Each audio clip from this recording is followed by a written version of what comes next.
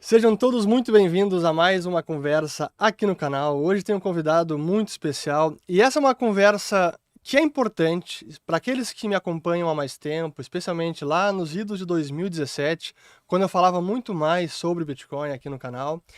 E eu quero falar agora sobre investimentos em geral, sobre Bitcoin, algumas polêmicas também que surgiram nas redes sociais. Para quem me acompanha no Twitter, sabe que eu sou bastante ativo por lá e, como costuma ser usual no Twitter, polêmica é uma constante. Mas é um vídeo fundamental não apenas para quem está no mundo do Bitcoin há mais tempo e também para quem não está, porque a gente quer abordar aqui assuntos sobre investimentos em geral e como este ativo, que na minha humilde opinião é fantástico, inédito e merece um lugar na carteira de todo investidor, é preciso saber como compatibilizar isso com pessoas comuns, na carteira de investimentos de pessoas comuns. E para falar deste assunto, tem aqui junto comigo Diego Collen, da Node Runners Brasil. Muito obrigado por aceitar o convite. Seja bem-vindo. Obrigado, Fernando, por essa belíssima introdução. Eu que sou absolutamente grato ao seu convite. Foi extremamente prazeroso nos conhecermos lá em Belo Horizonte, onde tivemos a oportunidade de conversar e nos conhecermos. E eu não pude ficar mais feliz ao aceitar esse convite. Vai ser um prazer falar sobre mercados, economia, finanças globais e o Bitcoin como uma pauta importante na geopolítica global aí. Excelente. Então vamos lá. Até para que o pessoal de casa saiba, assim, o que acabou suscitando essa conversa foi, então, uma polêmica no Twitter, que a gente vai entrar ao longo da conversa, não exatamente agora no início. Os assuntos acabam se entrelaçando, então faz parte disso, mas é para ser realmente um bate-papo. Então, eu sei que Diego recebeu muita pergunta no Twitter, né? Você fez uma thread lá pedindo que o pessoal trouxesse dúvidas, questionamentos, enfim. Então, vamos falar sobre tudo isso.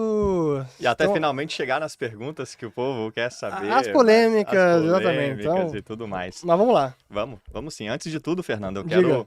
eu trouxe uma lembrancinha aqui para você, que eu trouxe lá de Jericoacoara, do projeto Praia Bitcoin Brasil, onde eu passei o carnaval a convite do Fernando Motolese e do Vinícius, do Palavra de Satoshi. E eu quero trazer para você esse kitzinho, que é muito simbólico para mim. Eu me sinto muito honrado em trazê-lo, porque você que apresentou o Bitcoin para tanta gente no Brasil, que inclusive usou-me como veículo para enviar um abraço para você, uma mensagem de carinho por você ter feito parte da jornada bitcoinheira. Eu vim dizer que o Bitcoin ele já tem conta corrente que rende juros, tem cartão de débito e até nota em papel. E tudo on-chain. E tudo on e off-chain, nessa solução conjunta entre a primeira e a segunda camada. Então, esse kit tem a nota em papel, tem um cartão de débito que você pode usar, inclusive sem internet, para fazer transações pela Lightning. É uma coisa incrível, que inclusive já é o dia a dia de Jericoacoara, que replica o experimento lá de El Salvador. Então, as crianças lá da escola todos os dias usam esse cartão para comprar frutas com 10 satoshis na Lightning. Então, elas usam o Bitcoin como se fosse uma espécie de Pix. Uhum. O pagamento é praticamente instantâneo, virtualmente gratuito e absolutamente privado. E pode ocorrer até sem internet. Então, nessa economia circular, nascendo lá em Jericoacoara, eu trouxe para você um pouquinho do que é o futuro do Bitcoin aí. Pô, muito obrigado demais. E eu vou, depois, aqui quando a gente acabar de gravar, você vai me explicar exatamente como é que funciona. Se Deus quiser. Mas fico honrado pelo presente. E até para quem não sabe, quem não é desse mundo, né? Bitcoin, on-chain, off-chain, significa as transações que ocorrem na rede, e off-chain, na Lightning Network, é a rede relâmpago. Que a gente vai falar sobre isso, porque tem a ver também com taxas de juros e investimentos. Sim. Mas realmente, muito obrigado, fico honrado pelo presente. Obrigadão. Que legal.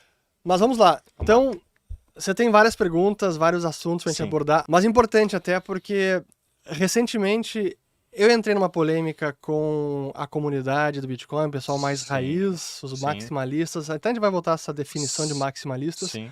Mas você também entrou em polêmica com o mercado financeiro. E hoje é engraçado que eu represento o mercado financeiro. Eu sou Faria Limer aqui, né? O pessoal disse que eu sou Faria Limer agora. Mas enfim, então vamos lá. E estamos aqui na Faria Lima, Porto Alegrense, inclusive. Né? Exato. Só faltou o coletinho. Eu tenho aqui depois eu vou dar um pra você. Tá. Mas vamos lá, perguntas então e assuntos pra gente começar. Bom, olha só, Fernando, eu queria começar com uma mensagem que é simbólica e fazer a introdução à primeira polêmica que foi entre o mercado financeiro, moeda estatal, dinheiro privado e taxa de juros. Uhum. Você apresentou o Bitcoin para o mercado de capitais no Brasil e fez um papel importantíssimo ao introduzir um ativo que tem uma relevância geopolítica global. E eu acho que você vai ter um papel importantíssimo ao apresentar o mercado de capitais do Bitcoin para o mercado de capitais tradicional. O Bitcoin, que é um dinheiro privado, já conhece o livre mercado. E um mercado de Bitcoins surgiu e a ele nós damos o nome de Lightning, que nada mais é um mercado que tem oferta e demanda.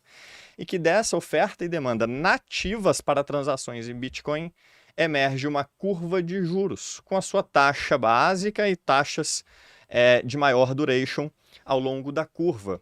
Isso, aliás, Fernando, foi uma das coisas que me trouxe do mercado financeiro para o Bitcoin. Esse foi o meu caminho. Eu vim de outros tokens, então eu tinha conta na XP, eu tinha ações, tinha conta em dólar, tinha fundos imobiliários, tinha tudo que você pudesse imaginar. E quando eu olhava para o Bitcoin, me faltava essa referência.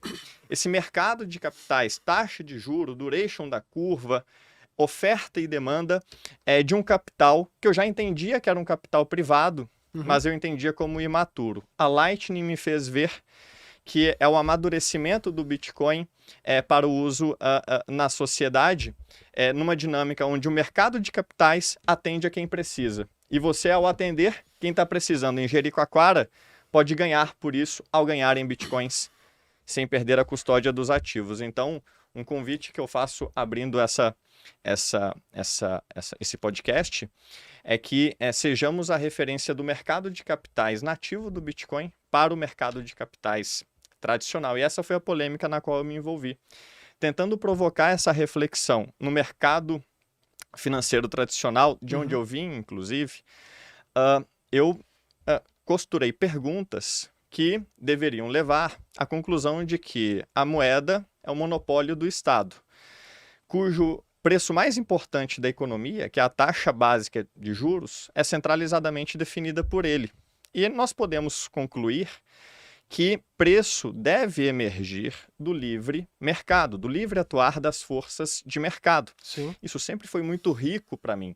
E quando eu percebi que havia uma moeda estatal cujo preço é controlado, influenciado, manipulado, e de repente eu vi um capital privado cujo preço emerge do livre mercado, eu precisava falar isso para outras pessoas. E a forma como eu encontrei foi provocando, através de perguntas, essa reflexão.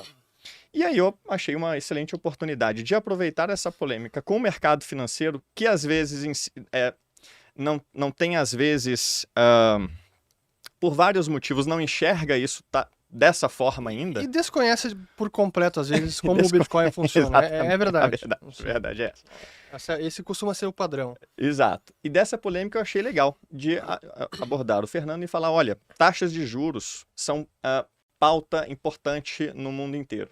Pouca coisa é mais importante hoje do que o preço do dinheiro. Nós aqui no Brasil temos uma das taxas mais altas do mundo e o nosso Banco Central está sofrendo ataques à sua própria independência. Lá nos Estados Unidos, a subida mais rápida da história quebrou absolutamente tudo, evaporou em perdas não realizadas 91% do colchão de liquidez dos bancos. E deu início ao que a gente chama de um controle da curva de juros disfarçado. O governo americano basicamente resolveu cobrir 4,4 trilhões de títulos públicos na tesouraria dos bancos. 4,4 trilhões é o que o Banco Central Europeu compra de ativos desde 2014. E os Estados Unidos, em um programa que em 20 linhas ele abriu, faz o mesmo agora lá. Então, o controle da curva de juros chegou na sala, e é o elefante branco hoje nos Estados Unidos. Controle da curva de juros que já acontece na Europa desde o ano passado e também não recebe esse nome. O nome do controle da curva de juros na Europa é o Anti-Fragmentation Protocol. Basicamente, a terceira economia do mundo, que é qual? França, Espanha, Itália, Portugal, Irlanda, em conjunto, os PIGs, né? Constitui uma economia que só perde para dos Estados Unidos e a China. E o Banco Central Europeu está comprando títulos longos para não deixar o spread dos títulos desses países abrir demais para o da Alemanha. Com o Japão, que é a terceira maior economia do mundo, já fazendo o Yield Curve Control, que é o controle da curva de juros, há muitos anos. Inclusive, o Banco Central japonês já tem 50% da dívida do governo, esse número é 20% na Europa e 20% nos Estados Unidos. O mercado privado foi para as cucuias, como a gente diz por aqui, no que diz respeito ao dinheiro. Não dá nem para dizer que é mercado. Não dá nem para dizer que é mercado. E eu achei importantíssimo que, nessa altura, nós começássemos a provocar uma reflexão. O que tem a moeda de especial, que ela não pode obedecer a princípios que o mercado financeiro tanto gosta, que é a de privatização, ou seja, de privatizarmos o dinheiro e termos um dinheiro privado, cuja taxa de juros emerge do livre mercado. Por que idolatrarmos ou brigarmos por um sistema tão manipulável assim? Inclusive, o que acontece com o Japão vai acontecer na Europa e eventualmente vai acontecer nos Estados Unidos, porque na ausência do livre mercado, o Banco Central vai ser obrigado a comprar os títulos que os governos eventualmente vão ter que imprimir. E uma leitura que eu fiz hoje vindo para cá, no Uber. Um relatório do Tesouro americano disse que, a julgar pelo primeiro trimestre desse ano, o déficit fiscal dos Estados Unidos, que era 1,4, deve ser de 2 tri. Eles vão literalmente arrecadar 4 e gastar 6 contra uma perspectiva anterior de 1,4. Eles tinham uma perspectiva de ter um déficit de 400 bi nesse primeiro tri e foi para 1 tri. Então, só nesse primeiro trimestre já caiu a arrecadação, subiu o custo e num mundo que está sendo tomado pela impressora do dinheiro, o Bitcoin se torna cada vez mais evidente. Excelente. Bom, então temos aí um monólogo. Nem teve pergunta. Mas é importante, eu queria, assim, abordar essa questão, assim, acho que praticamente a análise eu concordo com praticamente tudo. Assim, o estado do sistema monetário atual, a intervenção dos bancos centrais, controle da curva de juros que existe no Japão, lá já é explícito, nos outros países ele é mais velado, não é oficial, que o objetivo é controlar a curva de juros, é como você falou na Europa, não, a gente vai evitar a fragmentação controlando os spreads. Tá, estão controlando os juros. Mas é importante, assim, quando a gente... acho que uma facilidade que eu tenho, que eu também vim do mercado tradicional, me tornei Faria Limer de 2017 para cá, porque foi quando eu efetivamente entrei no mercado financeiro, mas eu acho que eu consigo transitar muito bem nos dois mundos e consigo traduzir o mundo do Bitcoin para o mercado tradicional, que os maximalistas gostam disso, é o mercado legado, o Legacy Financial System. E o contrário também, eu consigo, acho, traduzir o mercado tradicional para o mundo do Bitcoin. Sim. E eu acho importante compatibilizar as duas coisas, até para tentar extrair o ruído da conversa que eu vejo que muitas vezes acaba acontecendo. Sim. Como, por exemplo, em polêmicas que eu vejo no mercado entre o pessoal do mercado financeiro tradicional entre quem está já no mundo do Bitcoin. Muitas vezes a conversa entre quem está no mundo do Bitcoin já é no nível do idealismo e o que deve ser feito. Não que esteja incorreto, sim, mas que às vezes a conversa acaba que não anda para frente porque estão falando sobre coisas diferentes. Sim. Se a gente estivesse conversando aqui unicamente sobre qual é o sistema monetário ideal, o que eu defendo, o que os bancos centrais deveriam fazer, o que deveria acontecer com a moeda, para mim é liberdade monetária absoluta. Acaba monopólio de banco central, acaba a intervenção na taxa básica de juros ou na curva inteira e pronto. Para mim esse é o sistema ideal. Mas a gente está muito longe desse sistema, se é que algum dia a gente vai ver ele, talvez nas nossas vidas nós nem vejamos esse tipo de sistema funcionando na prática. Portanto, tendo o sistema que nós temos hoje, é esse que opera, como é que a gente consegue melhorá-lo ou ser menos nocivo possível para a economia? Sim. Acho que muitas vezes o mercado tradicional chega só até esse ponto. Tem amigos que trabalham no mercado e hoje criticam a atuação do governo atual que está querendo interferir politicamente no Banco Central. Sim. E eu concordo, quer interferir demais, mas se a gente for fazer análise pura do Banco Central, a própria existência do Banco Central já é uma interferência em si. Sim. Mas não quer dizer que a gente não possa melhorar ele e tentar blindar de mais interferência, de aventuras, de heterodoxias, que eu acho que é possível. Sim. Hoje no Brasil a gente tem o Banco Central que define a taxa de juros do overnight, a taxa diária, mas o restante da curva é o mercado que, pelo menos no Brasil, ainda tem mais mercado do que lá fora. Lá fora eu concordo contigo. Já foi para o saco essa premissa do mercado. Especialmente na Europa e Japão. E Estados Unidos, se você for parar para pensar, 50% da dívida emitida pelo Tesouro em 2020 para cá Claro, foi comprada pelo Fed. total. Não tem como a gente negar que isso é um impacto no preço. Dizer, não tem interferência nenhuma no preço do título. Não, tem uma interferência brutal. Sim. Se o Fed não tivesse comprado tudo isso de título, a taxa de juros do Tesouro Americano possivelmente estaria bem nas alturas. Bem nas alturas. É uma demanda que ele cria artificialmente do nada, porque ele tem o poder de criar moeda. Sim. Então, eu acho importante entender esses dois mundos. Tem o mundo ideal, que eu defendo, mas eu sei que é muito difícil a gente chegar nesse ponto. Chegar lá da noite pro dia. Não quer dizer que eu vou abrir mão, bom, já que não dá para chegar lá, esquece. Não, vou continuar defendendo. Sim. Mas é preciso entender que dentro do mundo que a gente opera hoje, tem formas de melhorá-lo. Sim. Vai ser o ideal? Não. Mas dá para ser menos pior. Acho que muitas vezes o ruído da conversa entre bitcoiners e mercado tradicional entre o ideal e acontece o que a gente nisso. tem. Exato. E eu acho que você provoca uma reflexão interessantíssima, que é o que eu acho, que eu aprendi a entender da economia do Japão, olhando a economia da Europa e agora a dos Estados Unidos. E há um degradê perfeito, né? Onde o Japão está. Uhum.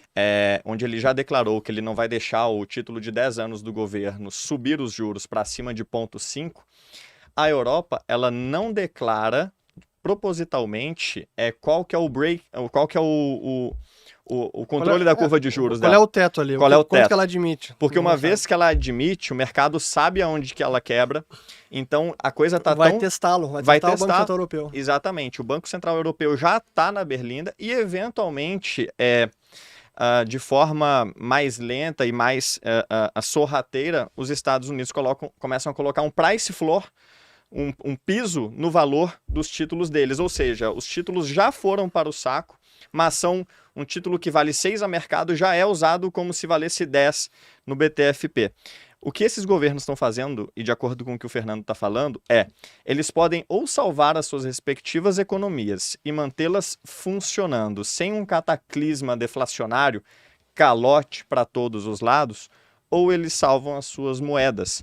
Porque não é possível que você mantenha uma pirâmide como a moeda fiduciária é desenhada para ser, ou seja, você precisa sempre imprimir novas moedas para pagar pela impressão de moedas no passado, ou seja, para você pagar as dívidas do passado, você necessariamente tem que continuar imprimindo. Essa dinâmica, ela eventualmente te expõe a uma escolha. Você vai salvar as economias e mantê-las funcionando, imprimindo mais, ou você vai salvar a moeda, permitir que ela preserve algum valor, deixar que os calotes aconteçam para que a quantidade de moedas em circulação reduza e o poder de compra das pessoas cresça. E historicamente a gente sabe, as pessoas, por uma série de coisas, posicionamento político, força política, optam por, olha, vamos salvar a economia porque talvez uma inflação alta seja mais tolerável do que dinheiro nenhum. Então, os bancos, governos e bancos centrais atuam em conluio, como tem atuado recentemente. Os Estados Unidos é um caso recente. Para, olha, vamos salvar a economia. Quem vai bancar isso? A moeda. E os poupadores naquela moeda. E, eventualmente, essa impressão de moedas retira de poupadores e usuários daquela moeda para financiar quem tem dívidas naquela moeda que não podem ser pagas a não ser pela impressora de dinheiro. Principalmente, leia-se governos. Leia-se governos. Que são os mais endividados. Mas esse é um ponto importante até para tentar também trazer todo mundo aqui para a nossa conversa. O que a gente está falando aqui ainda é sobre taxa de juros, influência nos mercados, no valor dos títulos, e isso é importante para quem está construindo patrimônio, para quem tem investimentos, onde investir, porque muitas vezes, a gente vai chegar, no longo da conversa a gente vai chegar nesse ponto, muitas vezes o pessoal estritamente Bitcoin, ou quase 100% Bitcoin, defende que por esse estado de coisas não dá para a gente investir em nada além do Bitcoin. Eu discordo. Assim, gente que pensa assim. Há gente que pensa assim. Eu discordo e a gente vai entrar mais a fundo nisso. Mas eu queria estressar o ponto que essa análise tem a ver com o que eu chamo, vários analistas, investidores, de repressão financeira, onde os bancos centrais buscam controlar as taxas de juros, não apenas a básica, mas como a gente falou, a curva toda. E como controla a curva toda, ou como influencia a curva toda, que serve como baliza para o restante do mercado, puxa todas as taxas de juros. Aí a taxa de juros do Tesouro é suprimida ou reprimida, isso também vai impactando taxa de juros de bonde corporativo, grau de investimento, dívida especulativa, imobiliário, tudo. É um impacto em todo o mercado. Mas esse é o dilema que os bancos centrais têm agora, porque eles estão tentando os dois mandatos ao mesmo tempo. Preservar a moeda, ou o que pode do poder de compra da moeda, e ao mesmo tempo evitar uma quebradeira generalizada, porque taxa de juros aumentando com essa intensidade e nessa rapidez, quebra o sistema. É o que você mencionou antes dos prejuízos não realizados no balanço dos bancos.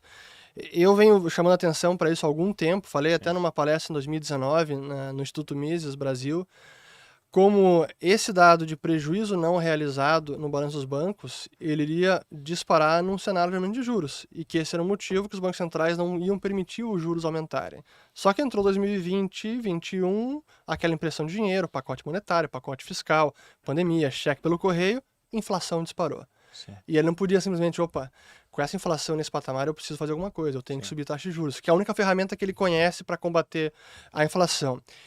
E combater a inflação é uma forma de preservar o poder da moeda ou evitar que o poder de compra da moeda caia absurdamente. E é um ponto que eu preciso trazer, que eu acho que alguns bitcoiners talvez não entendam por completo, e até talvez gente do mercado financeiro tradicional, é que é muito difícil, se não quase impossível, acontecer uma hiperinflação apenas pelo sistema bancário. O que muitos analistas, o Peter Schiff é um deles que vinha falando no passado, a hiperinflação vai acontecer nos Estados Unidos, o dólar vai colapsar. Mesmo que o Banco Central americano imprima o que imprimiu, desvaloriza a moeda, desvaloriza. Mas hiperinflação, que é dizimar o poder de compra da moeda, é quase impossível. Do dólar, é quase impossível. Ou melhor, é quase impossível o sistema bancário fazer isso. Porque o sistema bancário ele não cria dinheiro como cria o Fed sem limite. O Fed consegue criar dinheiro sem limite. O sistema bancário não consegue.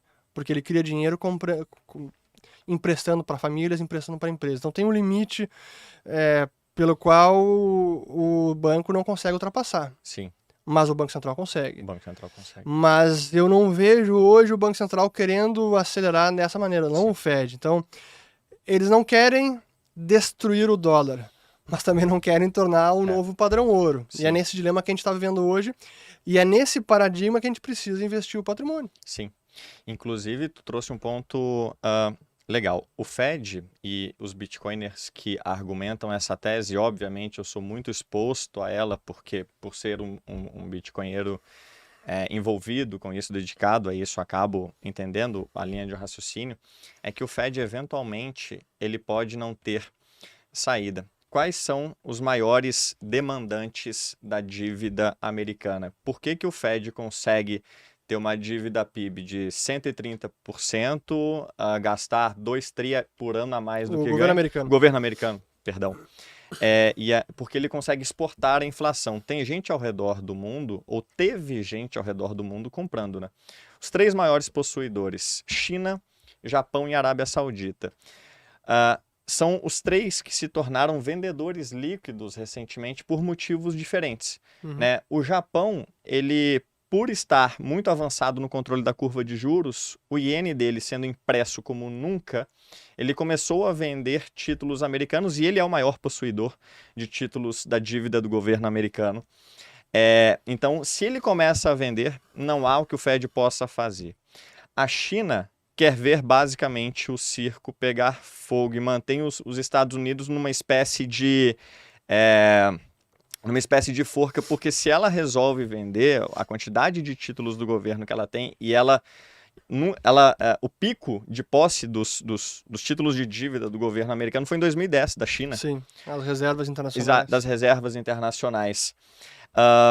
E a Arábia Saudita basicamente começa a se dar conta que ela é um país rico em recurso e tem aceitado uma nota de $100 que para os Estados Unidos custa 17 centavos de dólar para imprimir.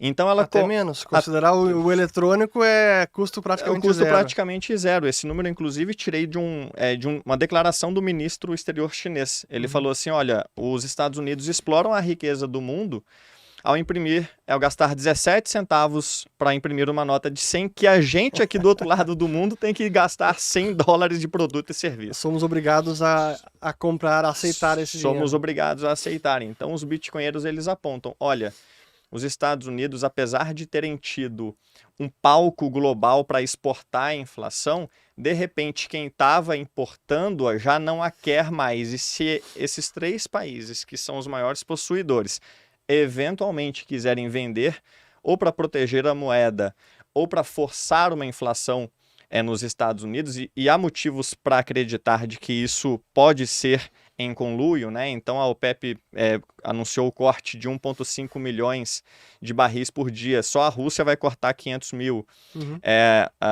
Parece haver uma construção no mundo que divide o mundo em 2. Entre países que se deram conta de que quem é resource rich, países ricos em recursos naturais, BRICS e a Ásia sendo puxados pela China, contra uma região do mundo que não é tão rica em recursos, mas está absolutamente presa numa espiral de dívida da morte, que não pode ser paga a não ser imprimindo grana, que é Estados Unidos e Europa. Então o mundo começa a se recortar entre quem tem dívida para pagar e quem tem recurso para vender. E eventualmente quem tem recurso para vender não vai aceitar moeda papel impressa do nada e vai inclusive tentar trocar as reservas que tem nessa porcaria por outras coisas, e essa é uma das grandes pautas, assim. Boa. Aí tem, como diz o americano, a lot to unpack. Tem bastante pra gente desembrulhar aqui nesse argumento. Vamos lá. Entrando. A questão primeiro, sobre deixa eu ir pro final, a conclusão do que eu ia falar, Sim. que é, os riscos esses são reais. O dólar perdeu o status de reserva. É real, mas para mim ainda está muito distante no tempo. A moeda americana desvalorizar é real, mas está muito distante no tempo. Ter calote do tesouro americano é real, mas para mim ainda está distante no tempo. Porém, como são riscos, eles precisam ser mitigados. Então, para quem investe o patrimônio, precisa ver como é que considera isso. Como é que eu consigo minimizar esses riscos. Sim. É Bitcoin, é ouro, Tem. é imóvel, tem várias, a gente vai entrar nos imóveis ainda. Tem várias formas de mitigar esse risco. E eu não desconheço esses riscos, que os Bitcoiners muito bem elencam. Agora, eu volto para o início da argumentação sobre China, Arábia Saudita e Japão. Eles têm poder, mas não têm sobre os Estados Unidos quando eles entesouram ou encarteram a dívida americana. Porque não é apenas uma questão de quero financiar os Estados Unidos, eu quero financiar o déficit americano porque eu gosto. Tem a ver também com o sistema monetário que a gente herdou nos últimos anos, nos últimos 50, ou desde a Segunda Guerra Mundial. E para mim esse é o grande feito do dólar, e que desfazer esse sistema é muito difícil. O que vai substituí-lo, eu não sei. Não vai durar para sempre? Não vai. Mas hoje, em termos das outras moedas, eu não vejo nenhuma séria concorrente. Não é nem euro, nem iene, e nem mesmo o yuan chinês, e muito menos a Arábia Saudita e os países do Golfo, que atrelam suas moedas ao dólar americano. E talvez não seja nem estatal. E talvez o próximo seja nem estatal. Pode ser ouro, talvez, acho que não. Vai ser o Bitcoin. É possível, mas no curto prazo, ou pelo menos nos próximos 10 anos, eu acho difícil isso acontecer na prática. Para mim, a possibilidade teórica, sim, existe. Sim. Mas dado que esse é o sistema, realmente sair desse sistema é muito difícil. Sim. E hoje o dólar é a moeda do planeta. Tudo é precificado em dólar, a taxa de juros americana é a baliza de tudo, até mesmo para a taxa de juros do Bitcoin é a taxa em dólar. Impacta tudo. Então, realmente, a gente conseguir se desfazer disso, o dólar vai deixar de ser unidade de conta, é um processo, não é um evento cataclismo que da noite para o dia vira a chave, agora não é mais o dólar, é o yuan ou é o Bitcoin. Não vai ser assim, é um processo. Sim. E enquanto esse processo está se desenrolando, não tem como a gente fugir dele. Sim. Então, a gente pode mitigar, tem formas de tentar se defender, se preparar, tentar ao máximo evitar ou se tentar se blindar da repressão financeira, porque ela é real. Sim. O pessoal fala muito, com razão, os bitcoinheiros, da taxa de juros negativa. E que, de fato, se a gente olhar a taxa de juros, seja ex-post, que é a taxa de juros nominal menos a inflação passada, ou a taxa de juros olhando para frente, com a inflação projetada, estimada, é negativa. Pega tesouro americano, praticamente toda a curva, ou títulos de grau de investimento corporativo, quase todos vão dar negativo. Juro nominal menos inflação. Então, juro real é negativo. Mas o que se faz diante disso? Sim. Acho que para mim essa é uma grande questão que eu começo a entrar na polêmica com os bitcoinheiros. Sim. De divergência, o que fazer? Sim. Porque eu não acho que a solução seja, bom, vou colocar tudo em Bitcoin. Porque também entra em outros riscos que não estão completamente dominados, não são completamente conhecidos e não se pode mitigar por completo. Sim. Então, vou colocar 100% em Bitcoin. Sim.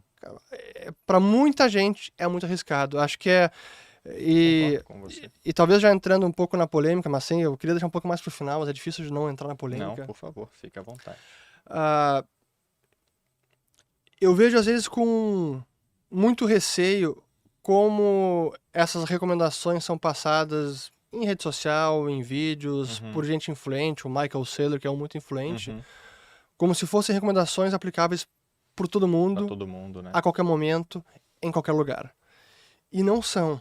O que o Michael Saylor consegue fazer com a MicroStrategy, de se alavancar, emitir dívida, investir em Bitcoin, deixar lá no seu balanço Pode não e a ser perder de replicável vista, para você. é replicável por pouquíssimas pessoas. Ele tem uma empresa com um bom modelo de negócio, geradora de caixa. Ele conseguiu se alavancar com juros baixíssimos, coisa que agora não consegue. Sim. Eu não lembro do perfil da dívida lá, todas as nuances também não. se tem um juro pós-fixado ou não, se vai ter algum gatilho, o juro dispara, não sei. Mas acho que ele consegue carregar essa dívida por um bom tempo sem se preocupar e sem ter que vender os bitcoins que ele tem no balanço. Exato. Mas essa é uma estratégia que parece fazer sentido, mas que não é aplicável por muita gente, ou por quase ninguém. Sim. E recomendar esse tipo de estratégia como se fosse algo trivial e sem risco, que todo mundo pode fazer, que é o mais correto, sensato, que vai proteger você, eu vejo com muito receio, porque não é assim. Não, e deve ser vista com receio, porque uma coisa eu aprendi no mercado, inclusive numa casa de análise cuja admiração a gente compartilha, que tudo que você precisa está no preço spot. Então, de nenhuma forma, comece alavancando nesse jogo e nem use essa ferramenta com trivialidade. A alavancagem, ela pode te tirar do jogo. O preço do Bitcoin, ou o que o Bitcoin oferece quando em autocustódia, é tudo o que você precisa para ele entregar o valor que ele pode entregar. Mas eu queria dar 2 passos atrás numa expressão-chave que tu disse que eu acho legal explicar, da repressão financeira, que já foi usada anteriormente. Os Estados Unidos fez o controle da curva de juros numa situação muito parecida com a de hoje, que foi na década de 40. Claro. Né? Ele está tão endividado hoje, na verdade, mais do lá era explícito. Lá era por decreto, era tabelado o teto de juros do rendimento de 3 meses, então realmente isso aconteceu na década de 40, uma forma de monetizar a dívida, ou seja, você imprime mais moedas do que você paga e aos poucos a sua dívida se torna menor em proporção, ou seja, você diminui o percentual da sua dívida em relação ao seu PIB, porque você imprime uma quantidade de moedas, remunera uma quantidade menor disso. As pessoas de posse dessa informação que detêm o seu título, elas obviamente vão vender esse título para comprar outras coisas. É quando os Estados Unidos o Fed compra para não deixar os juros subirem. O que muda muito de hoje para a década de 40 é o que a Christine Lagarde do Banco Central Europeu chama de se há um escape, ele vai ser usado. E hoje a gente tem um escape cujo nome é o Bitcoin. Hoje as pessoas, elas 100%.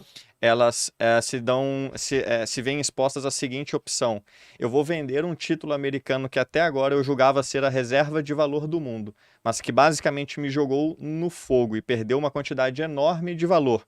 E me expôs a 2 situações: ou eu reconheço a perda, ou eu perco o poder de compra através da repressão financeira e vou para um outro país que pode fazer absolutamente a mesma coisa. A China está com um Ponzi, gigantesco, maior do que o mercado de equities americano, que é o Ponzi do setor imobiliário dela, a Europa absolutamente quebrada, ou eu começo a comprar ativos como reserva, como o mundo sempre fez, desde que é mundo, né? Ativos que não podem ser diluídos, ativos que não podem ser confiscados.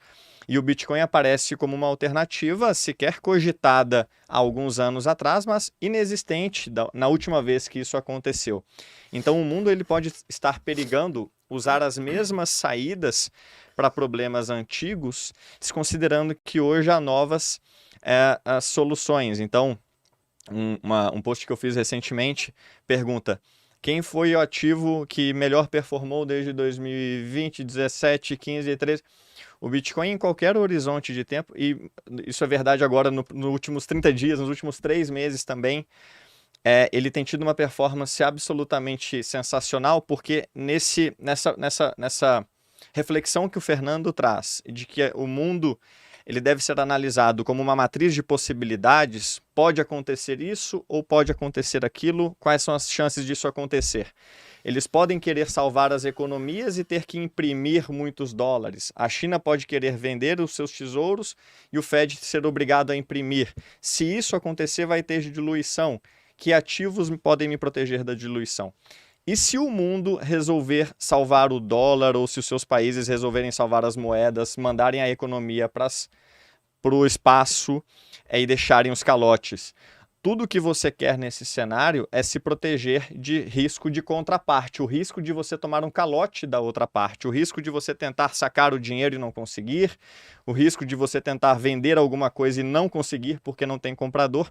Então o Bitcoin ele vence, segundo a tese nossa bitcoinheira, nesse contexto também, porque ele é o único ativo no mundo sem o risco da contraparte, sem o risco de que você não vai ser pago, ninguém vai o Bitcoin ele não é o que a gente chama de um IOU, né? Um eu te devo, como outros ativos têm. Então ele não é como dinheiro depositado em banco ou como um título do governo que você comprou.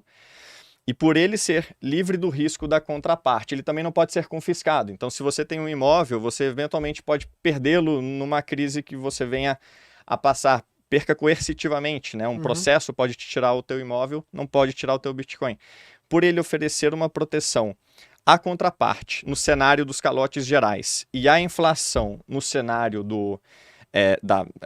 mais inflacionário, ele acaba ocupando um espaço, isso é verdade para mim, obviamente, representando aqui os bitcoinheiros, maior do que o mercado financeiro inicialmente supõe. A gente entende ele como uma proteção para ambos os lados, ou seja, se a chuva de calote vier, eu estou livre do risco da contraparte. Ninguém me toma, ninguém me censura, ninguém me coage a tomar os meus bitcoins. E se a inflação vier, eu tenho um ativo que diluir, ninguém pode. E é claro, mas isso tem que vir com um monte de unpack. Exatamente. Eu acho que a conversa vai durar umas 4 horas aqui. Olha aqui, ó. Fiat is a scam. Fiat is a scam. Maravilhoso. Não consigo discordar dessa frase. Mas é verdade, sim, que o Bitcoin não tem o risco da contraparte no momento que você custodia por conta própria. E isso é uma das grandes sacadas e genialidades tecnológicas que o Satoshi Nakamoto criou com o Bitcoin. Isso é fantástico. E hoje no mundo não tem ativo com essas características. Não tem. Simplesmente não tem. Sim. Que você consegue custodiar por conta própria, transferir com facilidade, baixo custo, privacidade, transferir para qualquer lugar do planeta, privacidade. Sem KYC. Não tem. Não tem. Porém, esse é um ponto que também eu vejo muitas vezes os bitcoiners subestimando ou não dando a devida atenção, ou às vezes o alerta por mais que tudo isso seja verdade, risco da contraparte, custódia por conta própria, etc., o preço em si do Bitcoin, ninguém tem certeza para onde ele vai. Então, o preço do Bitcoin, que agora subiu nos últimos 3 meses, é excelente. Mas a gente não tem garantia nenhuma de que ele vai seguir subindo, vai se manter estável nesse patamar no restante desse ano ou da próxima década. Então, essa certeza ninguém tem. E mesmo se falou a comparação que o Bitcoin foi o melhor investimento em várias janelas de tempo, É verdade, mas se a gente voltasse lá para antes de 2015, nem era uma classe de investimento investível, era muito pequeno. Então, tem que ter um pouco de contexto também essa afirmação. Sim.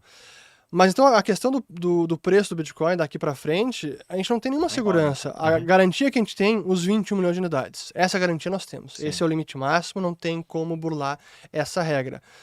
Mas a gente não sabe como a demanda vai se comportar Sim. por Bitcoin. Pode aumentar, pode seguir aumentando, mas vá que haja uma crise de confiança, houve um bug no sistema, ou simplesmente todo mundo que...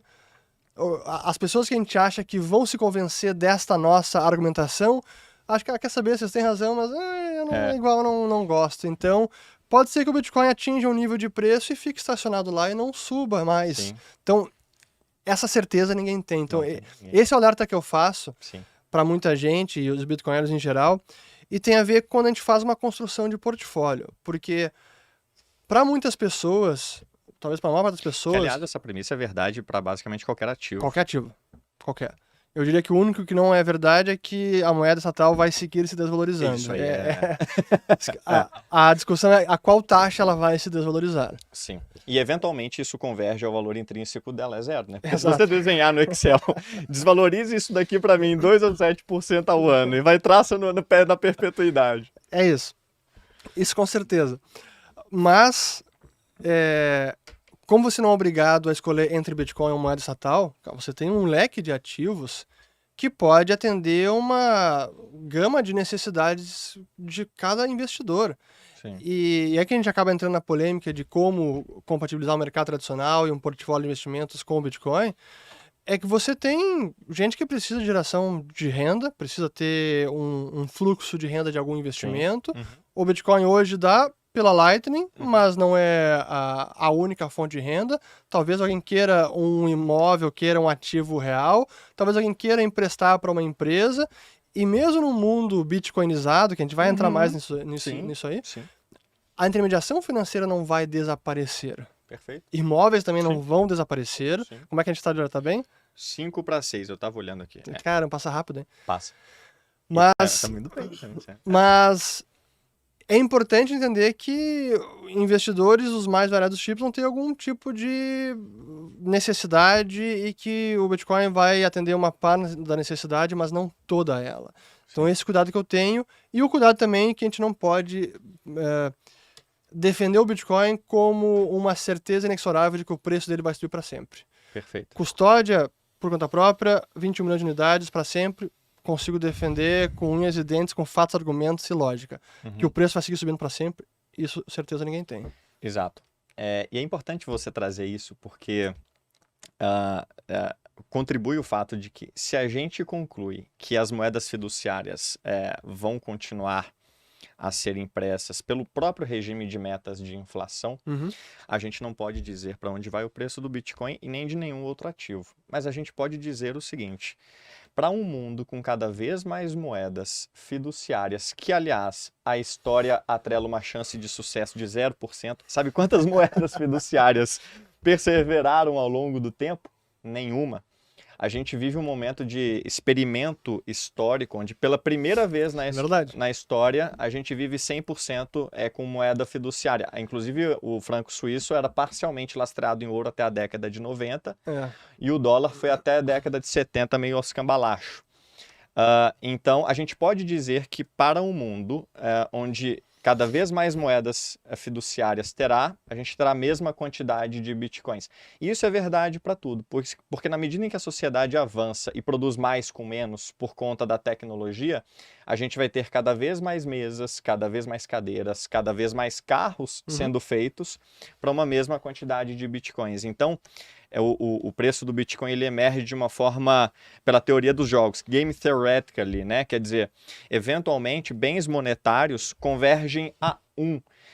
Porque as pessoas, elas eventualmente vão poupar naquilo que elas acham que as outras pessoas também vão escolher como dinheiro, porque isso vai resolver o problema do interesse duplo, né? Eventualmente eu quero ter uma coisa que é a mais líquida do mercado, porque assim eu vou conseguir levar a mercado sem perder preço, né? Essa é uma definição de dinheiro da escola austríaca. Dinheiro é aquilo que você consegue se desfazer mais rápido com a menor perca de valor. E pouca gente sabe, mas o Bitcoin ele já é mais líquido que boa parte dos treasuries americanos. Inclusive, no auge do valor dele, ele era mais líquido do que a maior parte dos títulos do Tesouro.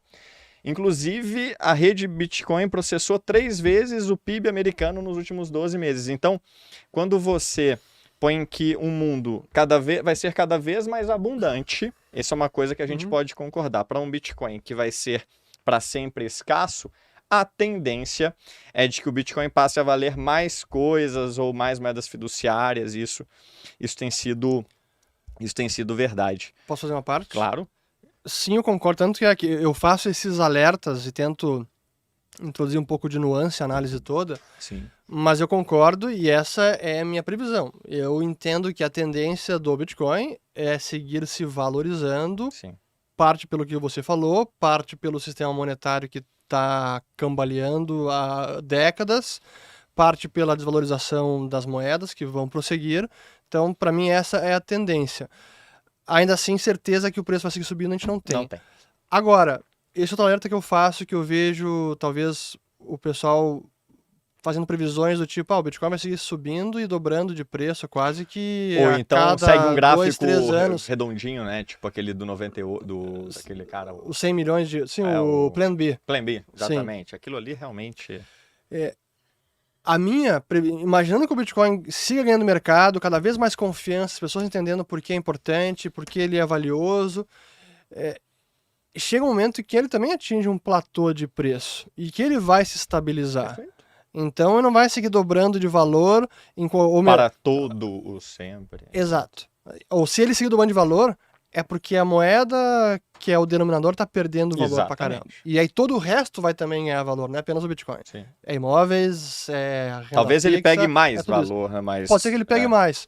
Mas aí a moeda que está dizimando o poder de compra, então o denominador é que está indo para o saco. Para o saco. Inclusive, quando você pega os gráficos da República de Weimar na Alemanha, que é o que foi talvez o caso de hiperinflação mais famoso e mais recente, sim.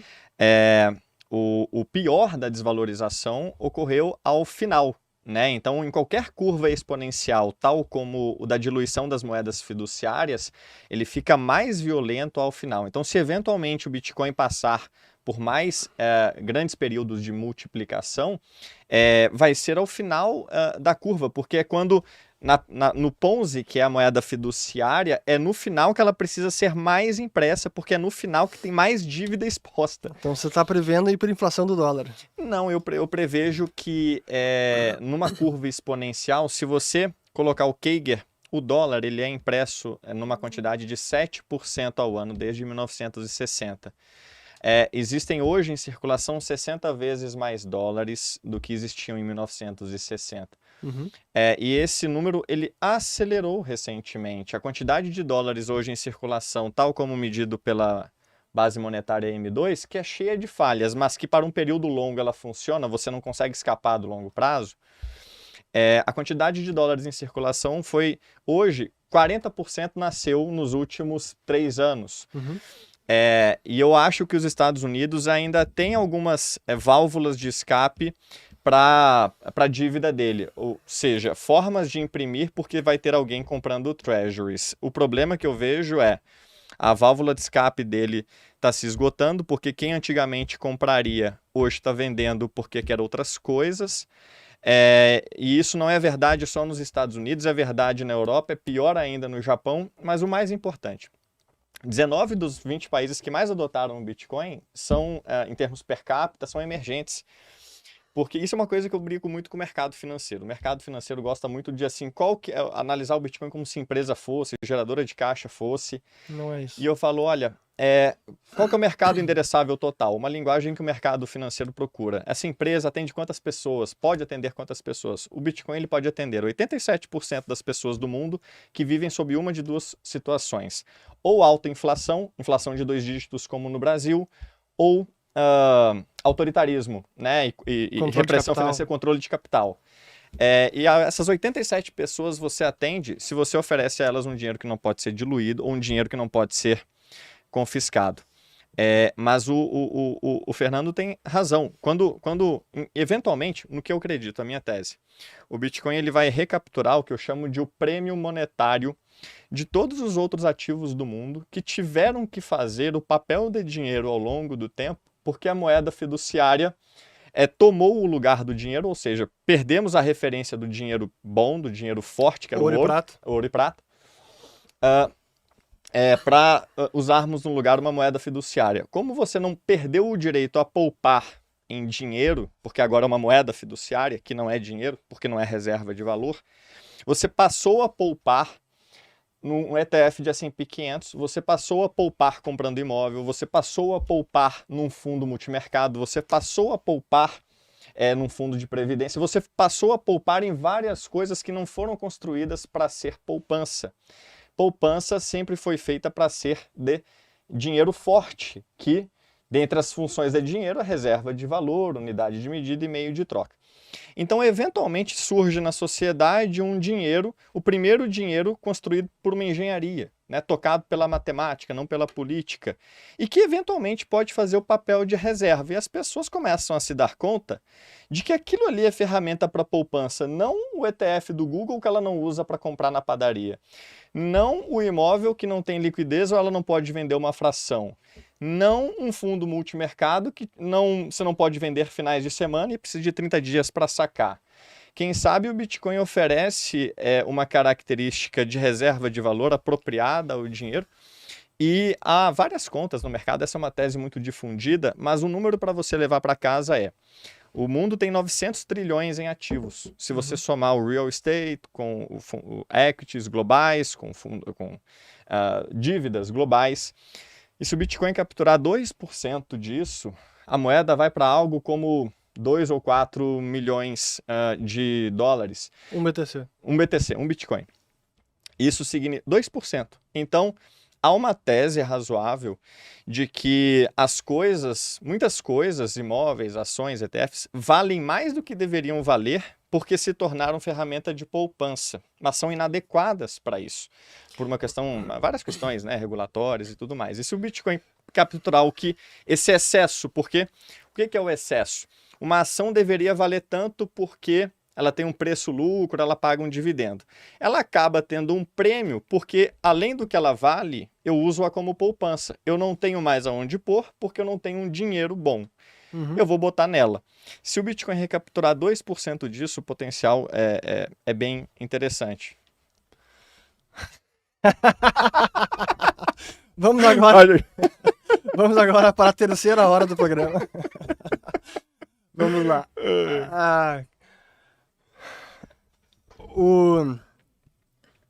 Eu entendo o conceito de poupança, que a gente perdeu, no sentido de savings, que realmente no passado, quando tinha um dinheiro duro, o hard money, o dinheiro saudável, se poupava muito mais em dinheiro. Aí são incentivos perversos do sistema atual de moeda inconversível. Concordo plenamente. E, possivelmente, ativos podem ter seus preços exagerados ou artificialmente inflados por conta desse cenário. É possível. Uma outra forma de entender isso é que a moeda também perdeu muito valor. Sim. Então, não necessariamente é o problema do ativo, mas sim da moeda que nós vivemos. Isso varia de jurisdição para jurisdição. Sim. Se olhar para o Japão, cara, os imóveis lá caíram bastante, desde a bolha imobiliária, ações também caíram bastante. Hoje, se olhar para Estados Unidos, lá ainda tem muito para corrigir o mercado de ações na minha avaliação. Sim. Mas eu concordo que se houver um rearranjo de sai 2% do market cap, acho que é muito, mas se for, ótimo, para mim vai ser excelente, e migra para o Bitcoin para mim tem grande potencial. E acho que tem grande potencial, não nego isso. Mas ainda nesse mundo, eu vejo a necessidade de ter um portfólio de investimentos que não contemple apenas o Bitcoin. Sim. E até, você falou que ações, imóveis, renda fixa não são poupança. Eu acho que entra uma questão filosófica, assim, o que é poupança, o que é investimento, o que é patrimônio, o que é poupança. Acho que tem muito para filosofar, assim, como é que a gente define exatamente poupança para dizer que eu colocar o dinheiro no imóvel não é poupança. E sobre a questão de fração, sim, se você comprar um imóvel direto na pessoa física, ele não é fracionável, mas você tem fundos imobiliários, tem formas de ter uma fração de imóvel até com bastante liquidez hoje em dia. Sobre não poder comprar e vender no fim de semana, cara, sem dúvida que isso é uma fricção absurda no mercado tradicional. Às vezes nem depois do horário, E nem né? O horário de mercado é das 10 às 4 lá fora. Tem Isso muito é fundo de ridículo. reserva de emergência vendido por instituições financeiras. Eu passei por isso. Eu não posso ter emergência depois das 6 da tarde. Isso é bizarro. Assim, mas isso é uma ineficiência que vai acabar. Sim. Assim como isso é o bacana da concorrência, que na minha opinião o próprio Bitcoin ajudou a introduzir concorrência no setor de pagamentos. Sim. Hoje a gente consegue ver pagamentos 24 horas por dia, todos os dias da semana, mesmo nas moedas fiduciárias. Já melhorou do que era no passado. Ainda não traz todos os benefícios que o Bitcoin tem, de liberdade, etc., mas já melhorou o sistema legado. Eventualmente eles chegam lá no Bitcoin. Com a taxa de confiabilidade 99,98%. Exatamente. Mas que mais? Deixa eu voltar a um ponto que eu não concluí antes da China, que ficou no ar, eu lembrei da resposta, que esse sistema que a gente vive hoje no padrão dólar é um dos motivos que China, Arábia Saudita e Japão acabam encarteirando dívida americana, porque eles precisam acumular dólares até para comercializar no mercado internacional. Sim. Então, poder comprar e vender... Cada vez menos, mas é verdade. Tudo cada vez menos. Então, quando a gente olha no longo prazo, e os eventos de 2020 e 2021, pandemia, foram, especialmente a guerra, até, não, eu diria que foi a pandemia e a guerra, colocaram o dólar em xeque com relação a ativo de segurança. Foi o terceiro calote americano, né? Terceiro calote americano, 1933, com o confisco do ouro, 71, Bretton Woods, e agora. Então, sem dúvida que isso faz não apenas bancos centrais, mas investidores no mundo inteiro. Opa, aquele título americano que achei que fosse meu, talvez não seja meu, porque o governo americano pode fazer o que quiser. Claro que todo mundo busca formas de mitigar isso. Sim. É um dos motivos que o ouro disparou em compras pelos bancos centrais nos últimos 2 anos. E o Bitcoin da mesma forma. O Bitcoin da mesma forma. Então, são ativos que ajudam a mitigar esses riscos. Sim. Mas eu não sou defensor e não recomendo o all-in em nada, nem mesmo no Bitcoin. Sim. E só voltando para outro mercado financeiro que não entende muito o Bitcoin e tenta comparar com empresa, gerador de fluxo de caixa, também não entendem o ouro, que é um ativo que não tem fluxo de caixa, não tem rendimento e é muito mal compreendido pelo mercado financeiro tradicional. Mas, enfim, acho que eu respondi algumas coisas. Excelentes pontos. Inclusive, um abraço aos Gold Bugs, ao Mike Maloney, um grande professor meu. Aprendi muito sobre Bitcoin com ele. No documentário The Hidden Secrets of Money, de graça no YouTube, em 10 capítulos. Os caras do ouro estão falando isso que a gente está falando aqui desde 2011. A tese deles... Até antes. Tem acontecido, eles talvez tenham errado o veículo porque a gente tem um ouro digital. Melhor do que o ouro em tudo que fez do ouro um bom dinheiro, né? Sim, é que entra o ponto das moedas fiduciárias e se elas vão hiperinflacionar ou não. Você mencionou o M2 americano, que sim, de fato, se olhar ele, os últimos 2, 3 anos, responde por 60%, sei lá quanto, do M2 de toda a história. É verdade. Mas se olhar o M2 agora, ele está caindo. E numa taxa que não se via desde a Segunda Guerra Mundial, até antes. O que isso me sugere?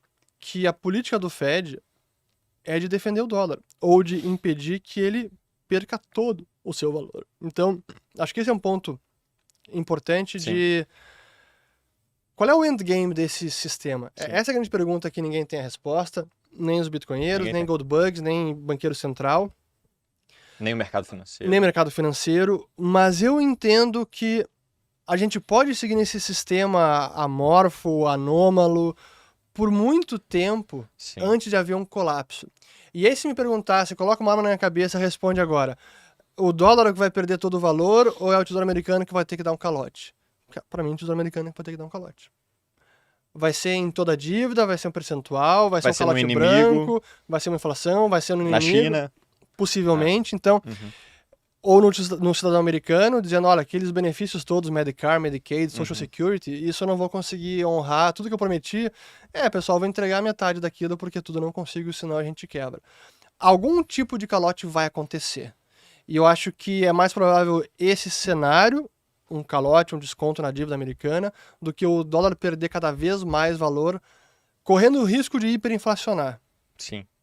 Excelente ponto. Inclusive, uma surpresa que eu tive foi do sucesso do Banco Central Americano em conseguir aplicar uma redução da M2 que não se via há muitos anos. O que não foi surpresa para ninguém, você deve ter acompanhado bem, foi que 2/3 da reversão dessa curva dos últimos 11 meses, que vinha caindo, a quantidade de dólares em circulação vinha caindo há 11 meses, para que 2/3 disso voltasse a entrar em circulação, porque os bancos quebraram.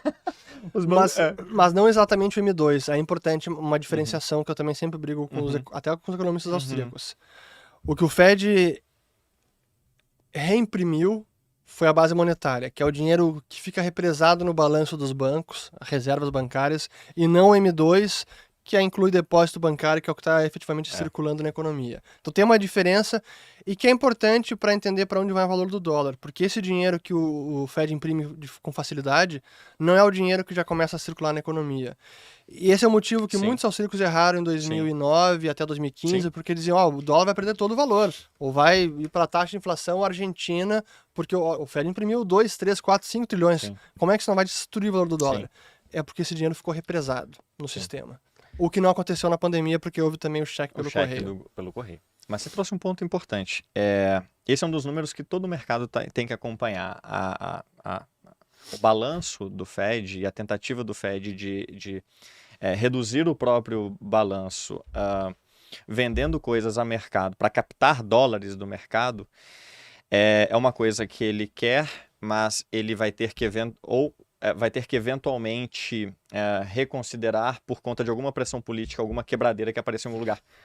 Em 15 dias, os bancos mandaram para o Fed um valor X de títulos do governo, um valor menor, para que o Fed mandasse para eles 475 bilhões de dólares. Ou seja, eles mandaram 300, receberam 475, 175 foram criados porque o título valia 300 e o Fed deu 475, efetivamente criando.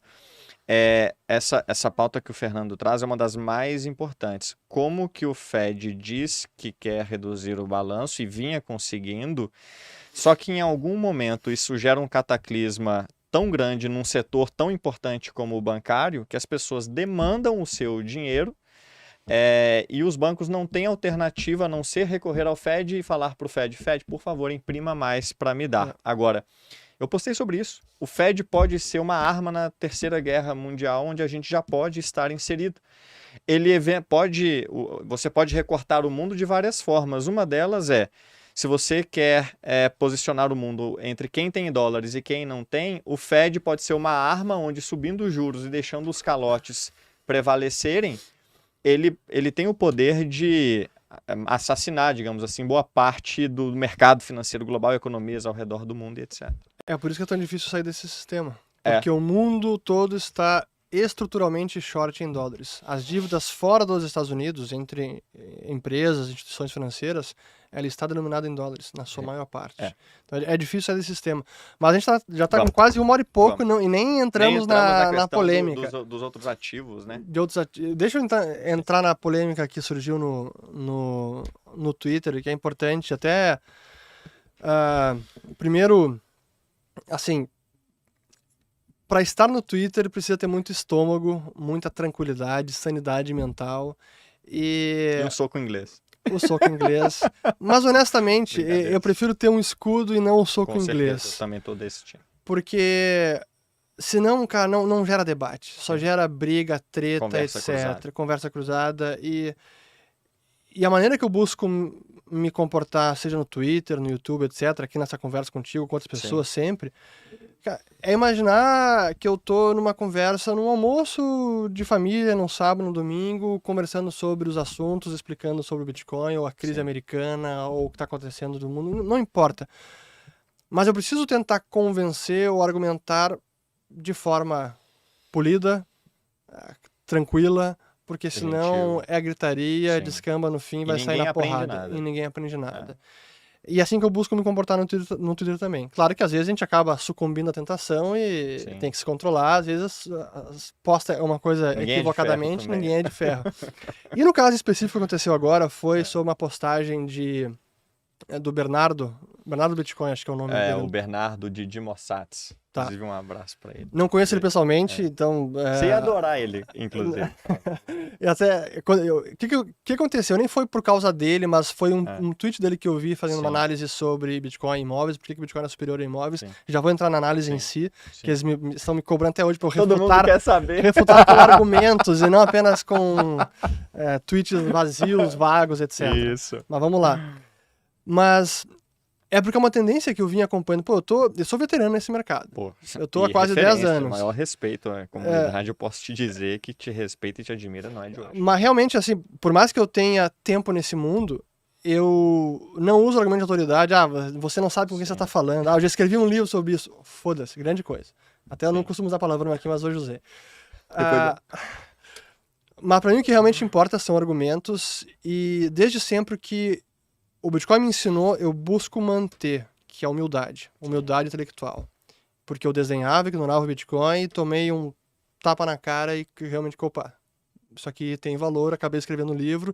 E hoje uma parte do livro eu precisaria revisar, que é sobre reservas fracionárias, que é outro assunto que a gente não vai entrar aqui agora, porque senão a gente vai ter que ter outra hora. E tinha gente me demandando isso, pergunta pra ele. Mas voltando ao assunto do Bernardo, eu vi uma tendência nos últimos anos de os bitcoiners ficando cada vez mais radicalizados no sentido de não apenas elencar todos os atributos e vantagens do Bitcoin, que você muito bem trouxe aqui hoje, mas começar a entrar no limite de que quase nada mais presta. Então, a moeda fiduciária não presta? Concordo. Imóvel já não presta, vai desvalorizar, pode ser confiscado, não vou investir em imóvel. A renda fixa, a empresa pode dar calote ou pode imprimir moeda, é uma porcaria. Ações, até esticado, ações de empresa, não vou comprar ações, é uma porcaria. Então, cara, ouro também é físico, pode ser confiscado. Nada presta, é quase que um convite ou uma recomendação. Cara, então é all-in Bitcoin e nada presta. E eu acho um erro, porque, primeiro, imaginando um mundo hiper-bitcoinizado, entramos num mundo onde o Bitcoin é a moeda, tudo isso continua existindo. Sim. Imóvel vai existir, produção econômica vai existir, intermediação financeira vai existir, possivelmente uma forma mais segura, a gente vai falar sobre isso, do que hoje existe. Ações de empresas vão existir. Concordo. Moeda fiduciária, felizmente, não. Ouro vai existir, algum outro. Talvez o ouro vai ser reduzido ao seu valor industrial, ao seu uso industrial, assim como o prata. Mas essas coisas vão permanecer. Sim. E terão um valor. Sim. Então eu não consigo imaginar que o Bitcoin é um argumento para não ter investimento em praticamente nada. E mesmo hoje em dia, com a sua argumentação muito bem posta sobre o potencial do Bitcoin, capturando o valor de mercado do restante dos ativos, 2% desses 900 e tantos trilhões, sei lá quanto. 900, Se isso migrar para o Bitcoin tem um grande upside. É verdade, mas o percurso ao longo do tempo desse upside é turbulento. E para muitas pessoas, esse turbulento às vezes pode pegar no momento que mata. Exatamente. Pouquíssimas pessoas podem colocar um valor relevante no seu patrimônio em Bitcoin e esquecer. E dizer, cara, quer saber? Fico aqui 2 anos, 3, 5, 10, azar, porque é por longo prazo e eu sei que isso aqui vai se valorizar. Eu tenho essa convicção, vai se valorizar. Mas eu não, pela responsabilidade que eu tenho com todo mundo que me assiste, com os clientes que a gente tem na Liberta, eu não posso dar essa recomendação, porque ela é imprudente, ela é irresponsável, porque muita gente no meio desse caminho pode ter que realizar. Porque não é apenas chamada de margem do mercado financeiro. A vida pode dar chamada de margem. É um problema de saúde na família. É um problema, uma catástrofe mundial. O seu imóvel foi inundado por uma chuva lá, o seguro não cobriu por qualquer problema. Você perde tudo. Tem o Bitcoin, tem que realizar. Mas caiu 70% que estava na máxima. E eu comprei, sei lá, quase na máxima. Então, eu tenho muito cuidado em como fazer a recomendação, porque as pessoas precisam entender o risco que existe ao longo desse caminho. Então, para mim tem chance de valorizar muito, mas esse pode ser um caminho bem tortuoso e no meio desse caminho algumas pessoas podem se machucar e eu não quero ser a causa deste dano. Essa dor. Então eu quero ter essa responsabilidade. Entrando no específico do tweet em si, a comparação com imóveis, por que eu peguei o tweet do... Então, verificando essa tendência, que não é apenas com o Bernardo, vários outros bitcoinheiros, até lá fora, quase como nenhum ativo presta, é só Bitcoin. Tudo é ruim, só o Bitcoin. eu vi aqui, me passou o tweet na frente, eu olhei aquilo, cara, putz, pra mim mais um exemplo de algo que não tá fazendo sentido, acho que o pessoal tá levando pra um extremo que não é saudável. E na comparação em si com o imóvel que ele fez lá, uma série de argumentos que ele trouxe, um deles, por exemplo, a demanda por imóvel vai cair porque a natalidade no mundo inteiro está caindo, Brasil, etc. Então vai acabar a demanda por imóvel, vai cair preço. Ok, é uma tendência de longo prazo, porém, cara, primeiro, se cai a população no mundo, cara, isso é ruim para o Bitcoin também, para qualquer ativo. A demanda pelos ativos vão cair porque com menos pessoas produzindo e consumindo. Então também o fator demográfico que vale para imóvel também vale para o Bitcoin. Sim. Em sentido macro. Agora, comparar imóvel, que é uma classe de ativo, com o Bitcoin em si, que é um único ativo monetário, não faz sentido. Não existe um único imóvel. Existem diversos tipos de imóveis, depende da localização, depende da região, depende do país, depende do uso, é comercial, residencial, industrial. O que ele comentou lá, que você tem dinheiro para colocar no Bitcoin ou no imóvel, imaginando, sei lá, se é um imóvel vai ser 500 mil reais ou 1 milhão de reais. Ainda assim, não é uma recomendação para todo mundo. Então, me pareceu uma análise superficial que poderia ser aplicável a poucos casos. E ver esse tipo de análise sendo produzida por gente, às vezes, muito influente, que eu acho que é prejudicial até para o próprio entendimento do Bitcoin e para o convencimento das pessoas de que é um ativo valioso, que tem seu potencial, tem suas vantagens, a gente precisa entender como ele funciona. É simplesmente dizer, cara, esquece imóvel, tudo, coloca tudo no Bitcoin. E como que ele interage com o imóvel, por exemplo, né? Então, eu acho muito perigoso fazer esse tipo de recomendação e análise acho que é errada.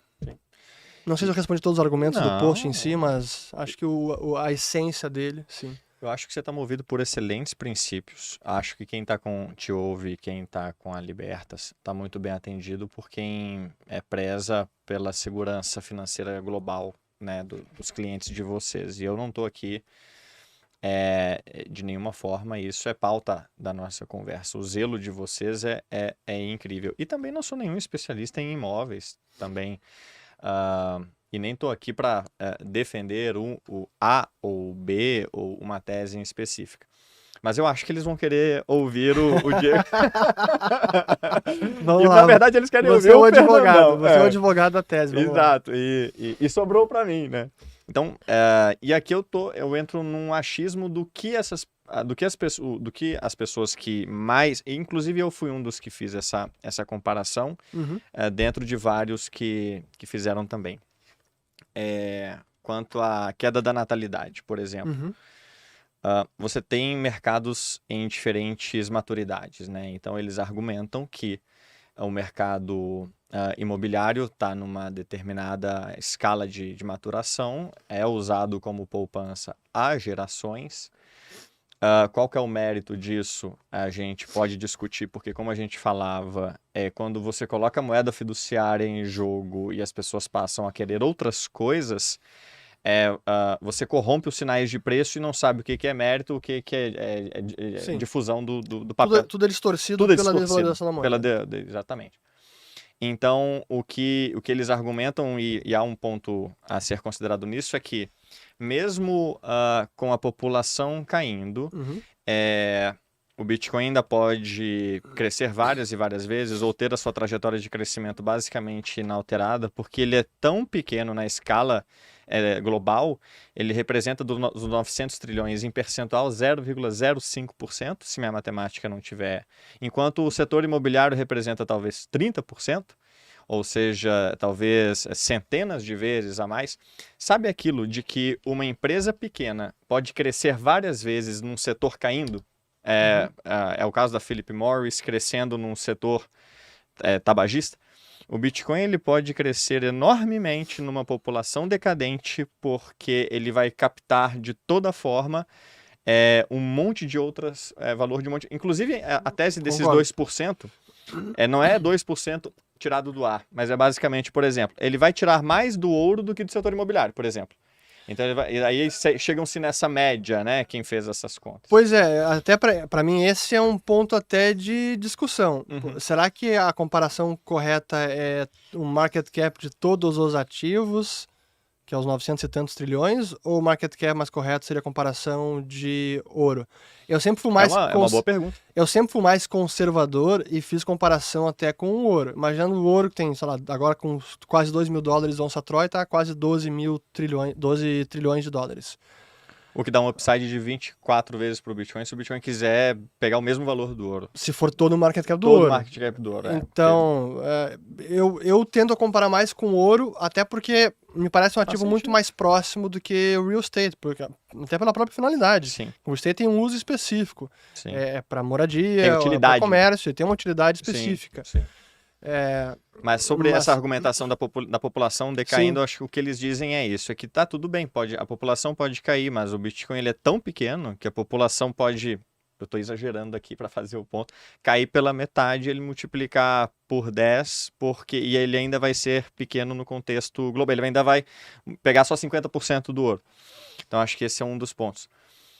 Uma das coisas que a nova geração tende a fazer muito a comparação é como tese de investimento, e aqui entra uma questão cultural, né? As gerações são pensadas a poupar para comprar um imóvel, né? Nos Estados Unidos, o imóvel é visto como ativo, não como um passivo, que é o que ele é realmente, tal como ele é comprado lá. Essa é uma das distorções do nosso sistema atual, que estimula o endividamento em excesso. Perfeito. Inclusive hoje no Brasil, quando você é incentivado a estar sempre mudando para um imóvel cada vez mais caro e maior, porque você tem incentivos financeiros. Então não só a moeda fiduciária bagunçou, como há incentivos governamentais que bagunçam mais ainda. Total. E aí você se pergunta, primeiro, vai crescer para sempre? É uma pergunta, porque o quanto de upside tem o mercado imobiliário para crescer contra uma commodity como o Bitcoin, a primeira do tipo, e aí eu digo que ele inaugurou ele na verdade não inaugura a categoria, ele é uma commodity que está sendo monetizada em tempo real. A humanidade nunca presenciou isso em uma geração como a gente está vivenciando. Concordo. O que teria um upside maior? Imóveis que valorizam, inclusive, os imóveis nos Estados Unidos valorizam exatamente o CAGR do dólar. A quantidade de dólares cresce 7% ao ano, como o valor dos imóveis cresce, o que sugere que isso não é uma coincidência, porque eles, de fato, os cantilionários, né, pesquise no Google aí, que recebem primeiro o dólar, utilizam o imóvel como poupança. No final, a quantidade de dólares é o que move a apreciação dos imóveis. Então, se o Ponzi Fiat vai colapsar, será que não tem um risco, não carrega um risco para o setor imobiliário? Eu acho que não. Pode ser. Aí que tá. Certamente tem um risco de reprecificação. Então, esse cenário de aumento de juros está gerando uma reprecificação em tudo. Sim. Mas imaginando digamos, a moeda vai colapsar, algo virá em seu lugar. Digamos, é o Bitcoin. Os imóveis terão um valor mesmo no mundo hiper-bitcoinizado. Porque ele tem utilidade. Mas ele vai estar denominado em BTC, não mais denominado em dólares. Coisa assim. E mais, Eu alguém que concordo quer com isso. ter um fluxo de renda em imóveis, vai ter um imóvel que vai estar alugado, vai estar num fundo imobiliário, onde quer que seja, um trust, um REIT, não interessa. E esse fluxo de renda virá em BTC, porque o BTC é o dinheiro. O Bitcoin se tornou o dinheiro. Mas isso continua. Claro que como a gente está num processo geracional, histórico, uma commodity inédita sendo monetizada, é um processo turbulento que beneficia o Bitcoin. Sim. Não discordo. Mas dentro da lógica de risco, de volatilidade, de tempo das pessoas, de imprevisibilidade, para mim nunca é um all-in Bitcoin ou sempre ou tudo pulverizado ou tudo imóvel. Para mim é Bitcoin e imóvel. É Bitcoin e ouro, talvez. Para mim já foi mais ouro, hoje para mim é menos. O meu dial de ouro diminuiu bastante depois que eu conheci o Bitcoin. Mas ações de empresas, para mim é fundamental. Empresas vão seguir existindo. Empresas que geram riqueza no mundo. A riqueza vai estar dominada em Bitcoin. Essa vai ser a régua. E eu concordo com o Fernando. Inclusive, uma das coisas que nos aproximou e que vínhamos conversando recentemente é que eu do mercado vim para o Bitcoin, porque eu Até também... resumidamente, que a É, gente não fez isso no começo da é, conversa. é. 30 segundos de sua experiência para quem não te conhece. 30 segundos. Meu nome é Diego Collin, eu mais recentemente conhecido pelo Node Runners Brasil, uma iniciativa para fazer a maior quantidade de pessoas possível rodar o próprio Node Bitcoin. Isso é uma história para outro podcast. Mas eu vim do mercado financeiro mais recentemente, eu vim estudando para me tornar um consultor financeiro, inclusive trabalhei numa consultoria que havia sido agente autônomo anteriormente. E vim do mercado, cheguei no mercado financeiro vindo da economia real. Então fui executivo numa transportadora por muitos anos. E quando nós fizemos o exit, né, vendemos o nosso negócio, falei, olha, vou para onde meu coração manda, que é mexer com o dinheiro. O que eu não sabia é que eu não conhecia o que era dinheiro e que a fraude que era a moeda fiduciária. Talvez não tenha outra forma de colocar isso, o maior confisco de riqueza da história da humanidade. E me dei conta que eu estava começando às avessas, eu estava começando enxugando gelo. Porque hoje o mundo ele não fala em poupar, o mundo confunde poupar com emprestar e investir. Eu descobri que a minha poupança tinha se tornado uma linha de crédito para governo. Eu falei, cara, eu compro o Tesouro Selic como se poupança fosse financiando um governo que tudo que eu quero é que troque, que acabe do jeito que está. E talvez isso não seja... Será que sempre foi assim? Como que era 50, 100, 500, 1000, 1500 anos atrás? Como que é a nossa situação hoje num contexto histórico? E ao descobrir o dinheiro, eu falei assim, olha, eu estou muito novo para tomar risco, eu sou muito conservador, eu vou começar a poupar em moeda forte, eu vou começar a poupar em Bitcoin. E aí foi esse meu caminho.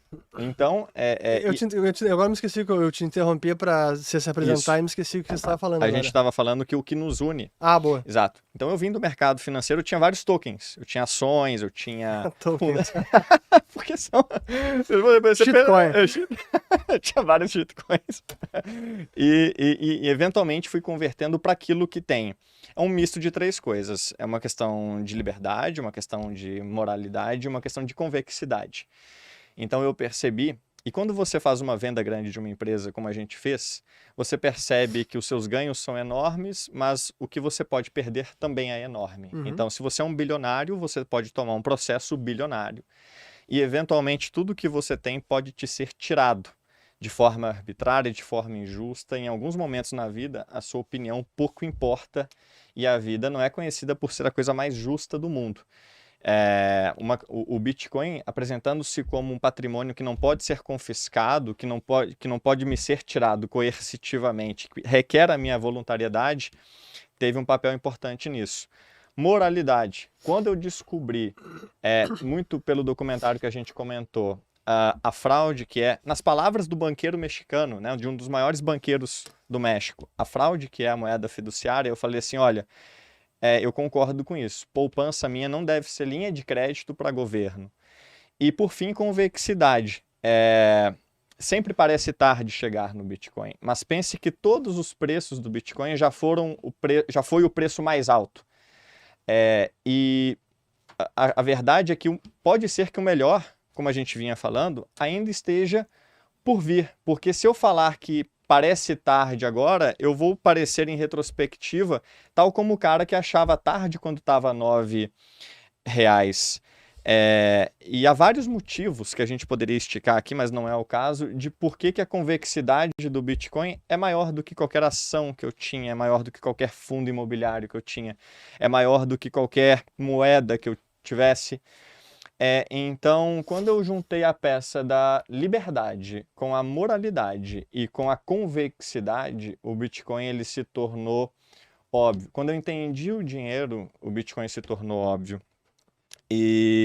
Mas, como eu falei com o Fernando, e o que nos une finalmente, que eu vim dos tokens, mas para os tokens voltarei. Tão logo consertemos o dinheiro, tão logo reestabeleçamos o cálculo econômico na sociedade. Então você não tem nada de renda fixa, tesouro direto? Eu tenho, para ser bem sincero, uma reserva de emergência gorda. Eu tenho uma reserva de emergência suficiente para não me deixar passar. Pode revelar em que tipo de ativo ela está denominada ou, ou será um choque, uma revelação bombástica para a comunidade? Essa é a hora que entra a propaganda do YouTube. Mas a verdade é que eu sou um homem que pretende constituir família, sou um homem que ajuda nas despesas da casa, cujas situações familiares demandam algum tipo de suporte. Então eu tenho uma reserva suficiente para que por 12 meses aí eu possa ficar de perna para cima.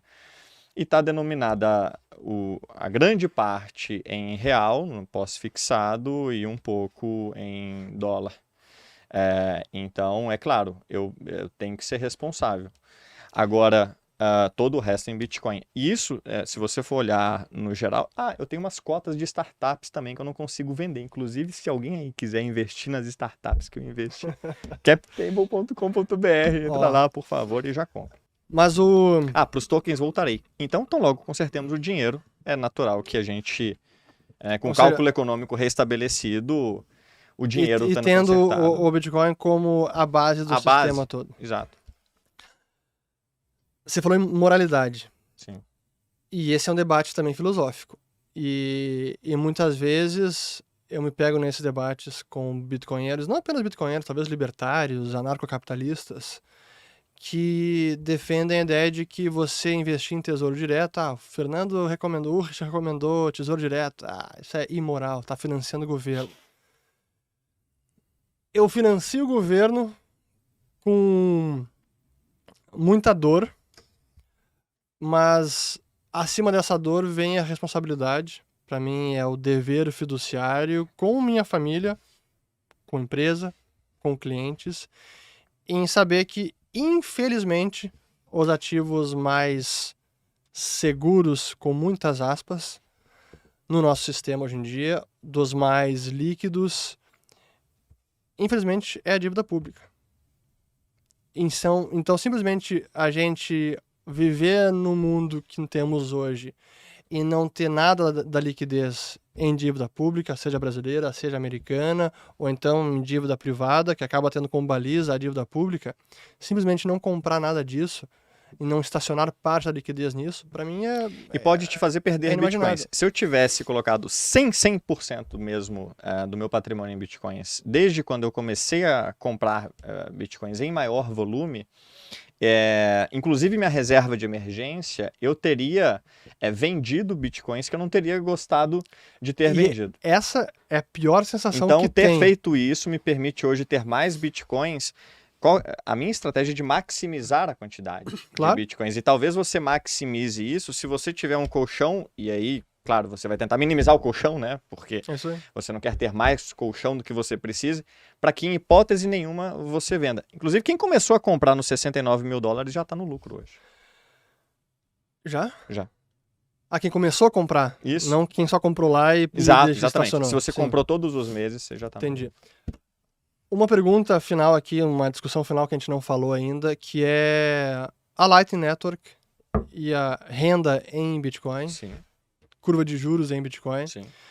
E esse é o assunto final porque é importante, porque uma das belezas do Bitcoin, na minha avaliação, é que ele pode reintroduzir uma série de incentivos corretos, sim, que o nosso sistema hoje não tem, como, por exemplo, o incentivo é se endividar e não poupar para comprar. Perfeito. Mas não apenas esse, mas até o incentivo à prudência na prática bancária, na intermediação financeira. Porque mesmo no mundo hiper-bitcoinizado, nós teremos intermediação financeira, Sim. se vão ser exatamente bancos ou algum outro tipo, não sei, mas intermediação financeira nós teremos. Só que com potencialmente uma forma de fazer intermediação muito mais saudável e segura do que é hoje. Porque com a Lightning Network, para quem não conhece, que é uma rede relâmpago, é um canal de pagamento em Bitcoin, que se atrela à rede do Bitcoin, você tem a possibilidade de emprestar o seu BTC, mas sem necessariamente abrir mão da custódia, ou realmente de transferir a titularidade dele. Ou de correr o risco da contraparte. Ou de correr o risco da contraparte, que é o que acontece hoje no mercado financeiro. E a gente está vendo isso nesse exato instante com essas quebras bancárias que aconteceram lá fora. Sim. E esse potencial de resolver o sistema bancário com o Bitcoin, para mim, é um negócio fantástico. Sim. Exatamente como isso vai estar na prática, eu não sei, mas ele também traz esse potencial que, para mim, assim, É é fora de série. fascinante de estudar. É Então, transformador. e como é que a gente está vendo isso, então, com a rede relâmpago hoje, formação de juros e tudo mais? Vamos lá. O que me trouxe para o Bitcoin, lembrem que eu cheguei do mercado financeiro, foi descobrir que o Bitcoin já tinha uma risk-free rate, uma taxa livre de risco, o que é o preço mais importante do TradeFi, que é da economia tradicional. O Bitcoin nasceu no Bitcoin há alguns anos. A Lightning é de 2018, vai fazer 5 anos, portanto, da primeira transação. Eu vou adicionar umas definições sobre as do Fernando, que está perfeita, mas para que vocês captem aqui. A Lightning é o mercado de capitais nativo do Bitcoin. A Lightning é o dinheiro privado, o Bitcoin, conhecendo o livre mercado de poupadores e demandantes. A Lightning é um sistema nativo, onde quem tem Bitcoins para ofertar, o faz para quem demanda transações em Bitcoin. Quem está demandando transações em Bitcoins? As crianças de Jericoacoara, as mulheres do Afeganistão, os jornalistas russos sendo perseguidos, quem foi destruído por um vulcão em Togo. Essas pessoas precisam transacionar de forma rápida, barata e privada, e para isso usarão a Lightning e serão atendidas por gente como eu e o Fernando que tem Bitcoins para oferecer. Elas usam a Lightning, a gente ganha algo por isso. A gente ganha o quê? Uma taxa livre de risco, porque para ganhar essa taxa, pela primeira vez na história, eu posso ganhá-la sem abrir mão da minha custódia. É mais uma daquelas vezes que o Bitcoin introduz algo que a gente não tem sequer referência histórica para comparar. Então isso é transformador. E quando eu descobri que dessa taxa de referência, como o mercado vem chamado, começa a surgir uma curva de juros, onde ainda sem abrir a mão da minha custódia, sem nunca perder as minhas chaves, sem me expor ao risco da contraparte, eu consigo ganhar taxas pré-definidas para um determinado período de tempo. Eu falei, olha, o mercado financeiro corre um risco existencial ao não perceber que ele lida no dia a dia com uma moeda estatal, cuja taxa de juros é uma manipulação total e completa. A gente dizia que aqui no Brasil um pouco menos, mas no Brasil a gente está na 7ª moeda, né? Então eu digo eu estive com um africano lá em Jericoacoara, que ele me diz o seguinte, o africano ele não pergunta por que o Bitcoin. Por que o Bitcoin? Ele pergunta como que eu uso o Bitcoin? Porque o porquê é óbvio. Eles usam até pontuação de celular como moeda, porque é melhor do que a moeda financeira, do que a moeda deles. Inclusive era um cara que fazia o Bitcoin funcionar por SMS, em 8 países da África, sem internet. Então eu me perdi um pouco aqui. Falando da formação da curva de juros. É da formação da curva de juros. Então a Lightning, você pode ver de várias formas. O mercado de capitais do Bitcoin, mas uma outra forma para você que não é do mercado. O Pix global do Bitcoin. É uma forma de você usar o Bitcoin como se o Pix fosse, só que em moeda forte, que ninguém te dilui, de uma forma que ninguém pode te censurar ou te impedir de usar, num dinheiro que ninguém te confisca. Mas ele é global e faz o melhor dinheiro do mundo viajar na velocidade da internet. Porque pouca gente se dá conta disso, mas a internet não tem dinheiro. A Lightning é a conexão do dinheiro com a internet. Então ele faz surgir uma espécie de Pix global, onde você paga qualquer um em qualquer lugar do mundo, com a mesma velocidade com a qual você poderia mandar um WhatsApp ou um e-mail. Fração. Em qualquer fração. Inclusive, a menor unidade de medida da Lightning é o millisatoshi. É o satoshi dividido por 1000. Você pode mandar 1 millisatoshi pela Lightning. E qual que é a importância disso? Utilidade. O Bitcoin ele ganha maior utilidade quando ele pode ser usado em frações ainda menores que permitem casos de uso que o Satoshi não permitiria. Por exemplo, eu tenho um IoT device. Você que está ouvindo o Fernandão aqui, daqui a pouco começa a fazer um streaming de Satoshis para ele. Um Satoshi pode ser muito, você pode fracionar isso. E mais, para um mundo onde cada vez mais abundante, onde o Bitcoin tende a valorizar ao longo do tempo, o millisatoshi permite que ele multiplique por 5.000 vezes e o millisatoshi ainda vai valer o que vale hoje 1 centavo. Então ele não se torna incômodo. O dinheiro ele tem que ser suficientemente subdivisível para ser usado para comprar um clips ou para comprar uma casa. Então a Lightning ela é muita coisa. Ela é o mercado de capitais do Bitcoin, ela é o Pix global do Bitcoin, ela é o santo graal do dinheiro, rendimento sem a perda da custódia. Ela é basicamente a esperança para as pessoas que eventualmente não conseguirão usar a blockchain. Porque a blockchain, o espaço no bloco, eu chamo de a Manhattan do cyberespaço. Eventualmente vai ficar caro. Eventualmente ela vai ser usada por bancos centrais, grandes instituições financeiras. O pessoal de Jericoacoara não poderá comprar fruta usando a blockchain.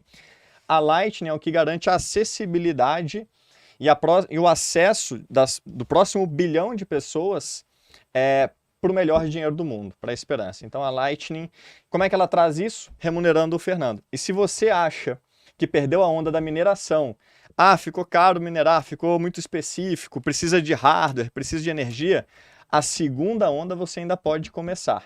Você ainda pode estabelecer um node Bitcoin e Lightning em casa e com poucos milhões de satoshis trabalhar para os outros, porque na Lightning o Bitcoin já é capital produtivo. O Bitcoin já tem yield. Você só estava olhando na camada errada. Ixi! Estão evangelizados ou não aqui? Boa. Não, muito bom. Pra gente encerrar, tinha 2 perguntas, não tinha? Tínhamos 2 perguntas. Você lembra delas ou tem que... Não, eu lembro então, tá. Delas. Todas as perguntas eu vou lembro porque 1 em cada 5 perguntas eram elas, né? Então tá, vou tentar responder rápido e a gente encerra. Fernandão, como se investir num cenário de juros negativos onde o governo imprime mais moeda do que te paga, a repressão financeira que a gente vinha falando, e sobre o que ele te paga você ainda tem que pagar imposto? De que forma ganhar do governo ou valorizar o seu patrimônio numa velocidade maior do que ele te dilui? Essa é a grande pergunta que ninguém tem a resposta perfeita.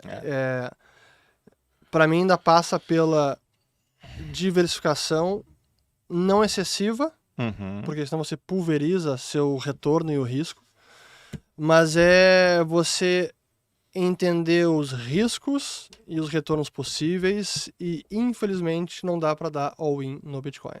O Bitcoin é uma parte importante neste leque dos investimentos, sim. Mas, infelizmente, a gente vai ter que conviver com talvez anos de parte do investimento, parte da carteira, tá perdendo para a repressão financeira. Infelizmente. Sim, eu concordo com o Fernando. Eu sou conservador, eu ponho 70% on-chain e 30% na Lightning. Daquilo que não é a minha reserva de emergência. Mas, assim, infelizmente, essa é a preocupação que todo mundo tem, sim. Mas a resposta perfeita ninguém tem. Se eu soubesse, tivesse a garantia que o Bitcoin vai seguir subindo de preço perfeitamente, sem volatilidade nenhuma, cara, tranquilo. Exato, ele valeria $1 milhão a essa altura. Inclusive, uma das coisas que eu acho que o mercado financeiro peca em ver é achar que a hipervolatilidade do Bitcoin é um problema quando ele é um ativo desenhado para compensar a hiperdesvalorização da moeda. Então, se você precisa de um ativo como o Bitcoin para te proteger de uma eventual hiperdiluição, ele tem que hiperperformar como hiperperformou. Só que a hiperperformance não vem sem hipervolatilidade, porque não tem almoço grátis. Então, ele é para quem topa segurar mesmo e o faz com responsabilidade, sem alavancagem, sem colocar reserva de emergência. Outra pergunta.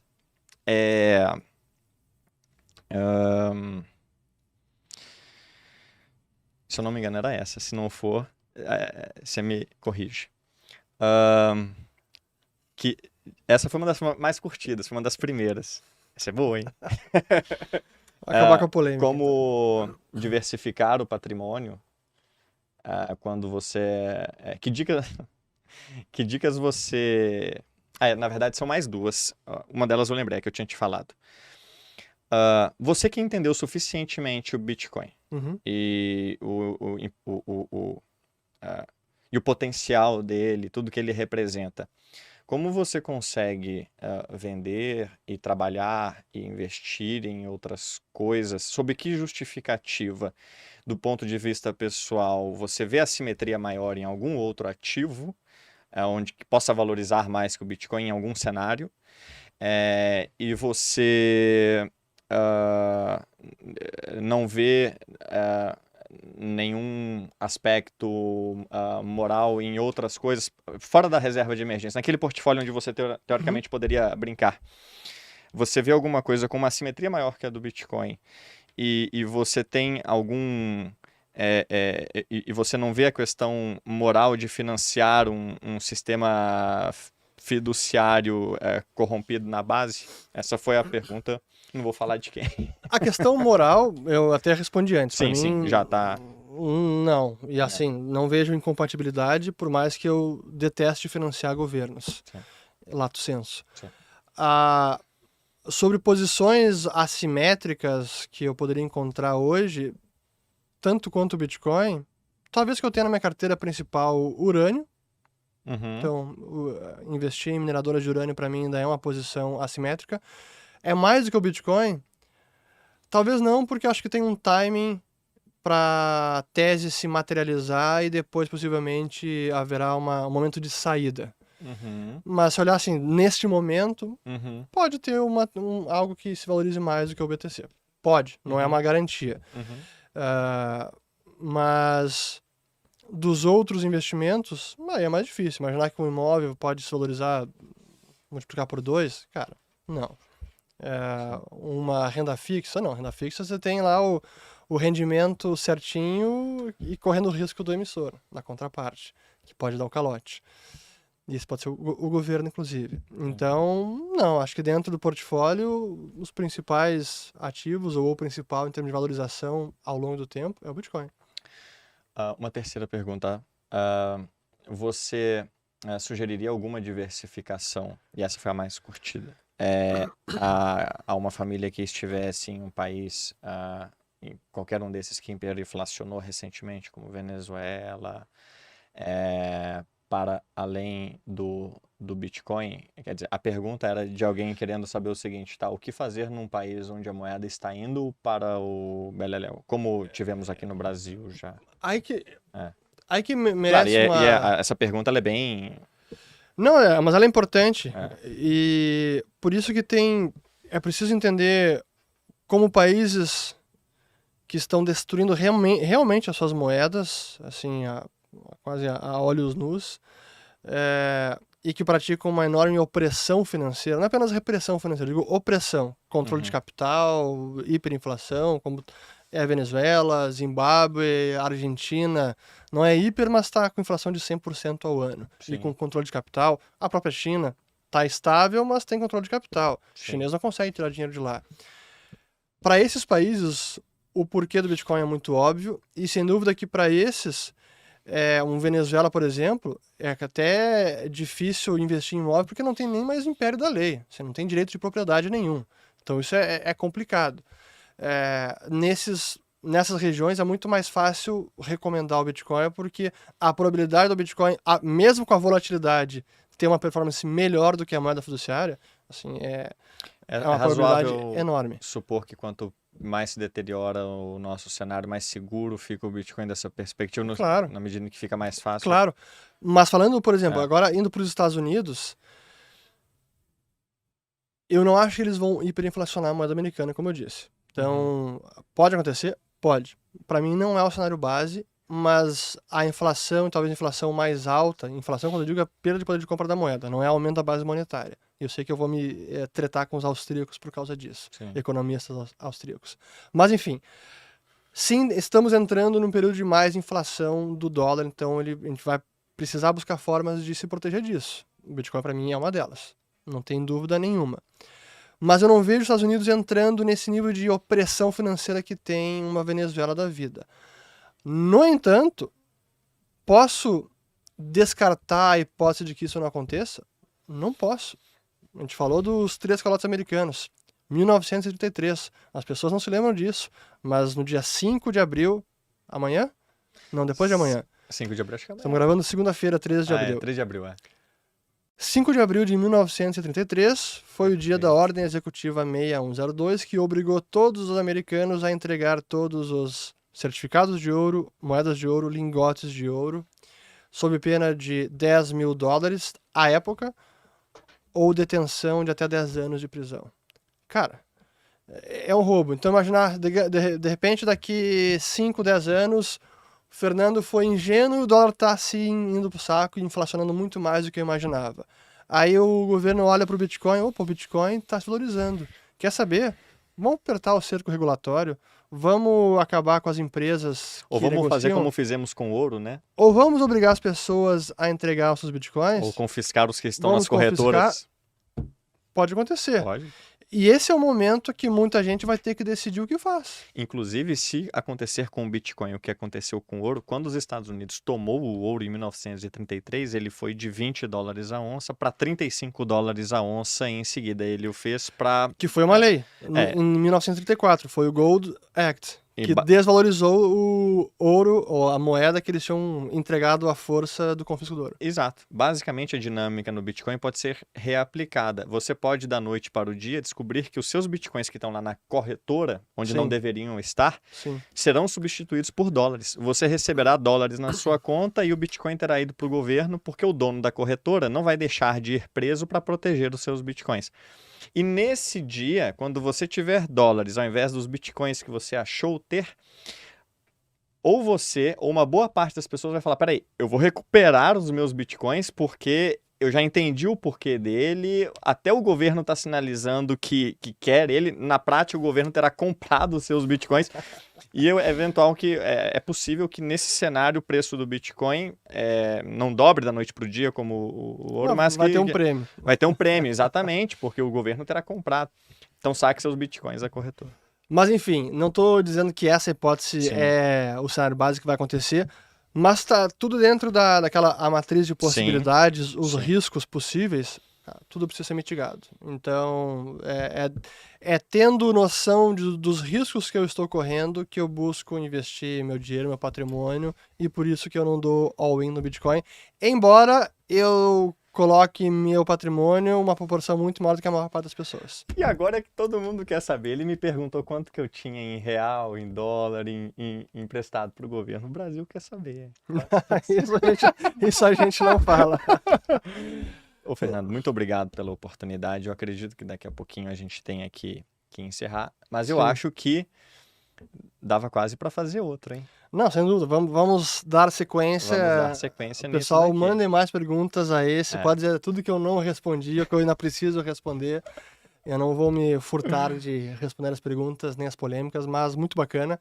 Obrigado aqui por ter vindo ao nosso escritório e a gente poder ter essa conversa olho no olho, que é diferente. Espero que o pessoal tenha aproveitado e que a gente tenha conseguido esclarecer a maior parte das dúvidas aí e das polêmicas, que Sim. não acabarão. Mais coisas nos aproximam do que nos afastam. Sem dúvida. Nós sem estamos em mercados com uma interface muito grande, mercado financeiro e o mercado do dinheiro, né? Então, é como eu falei no começo. O Fernando, que foi uma referência do Bitcoin para o mercado de capitais, pode ser, e eu faço o convite, honrosamente faço o convite, para se tornar uma referência do mercado de capitais do Bitcoin a Lightning. Mas essa é você agora. Esse lugar é seu já. Eu vim no Papa, né, para apresentar isso ao mercado, porque o dinheiro privado já tem uma curva de juros e quem não se der conta disso será equivalente ao jornal desmerecendo a internet. Sim. Será equivalente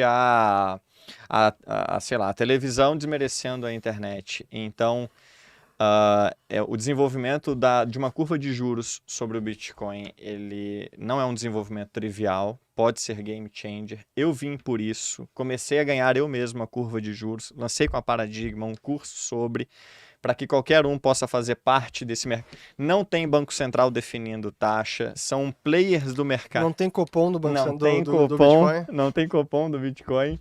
Tem plebes como eu e vocês ouvindo em casa que entenderam a mudança pela qual a gente está passando e que querem contribuir de alguma forma. Exercer a soberania e, se de alguma forma a tríade da liberdade, da moralidade e da convexidade te fizer sentido, comece aos pouquinhos. Faça a compra recorrente, porque mesmo que você compre o topo, você pode 1 ano e meio depois, como é o caso de agora, estar no lucro.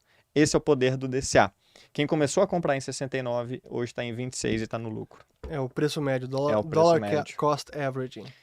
Então, Mas muito bem. é Bom, isso. pessoal, espero que tenham gostado da conversa. Eu vou colocar as informações do Diego aqui na descrição do vídeo, para quem quiser acompanhar ele nas redes, o trabalho, tudo que ele vem publicando. Ao pessoal do mundo tradicional de investimentos, parte da conversa talvez tenha ficado um pouco mais difícil de acompanhar. Comentem aqui, a gente tenta esclarecer também. O pessoal da comunidade Bitcoin, mais amor, tranquilidade, menos treta e polêmica, embora às vezes também participe das polêmicas. Mas contem comigo também, e acho que a única recomendação de sempre que eu daria, cara, humildade para todos. Esse é o mundo que a gente está sempre aprendendo, não tem especialista, tem curioso, dedicado Sim. e mentes abertas. Acho que é isso. Perfeito, não tenho nada a dizer. Obrigado, até o próximo vídeo. Valeu. Até, tchau.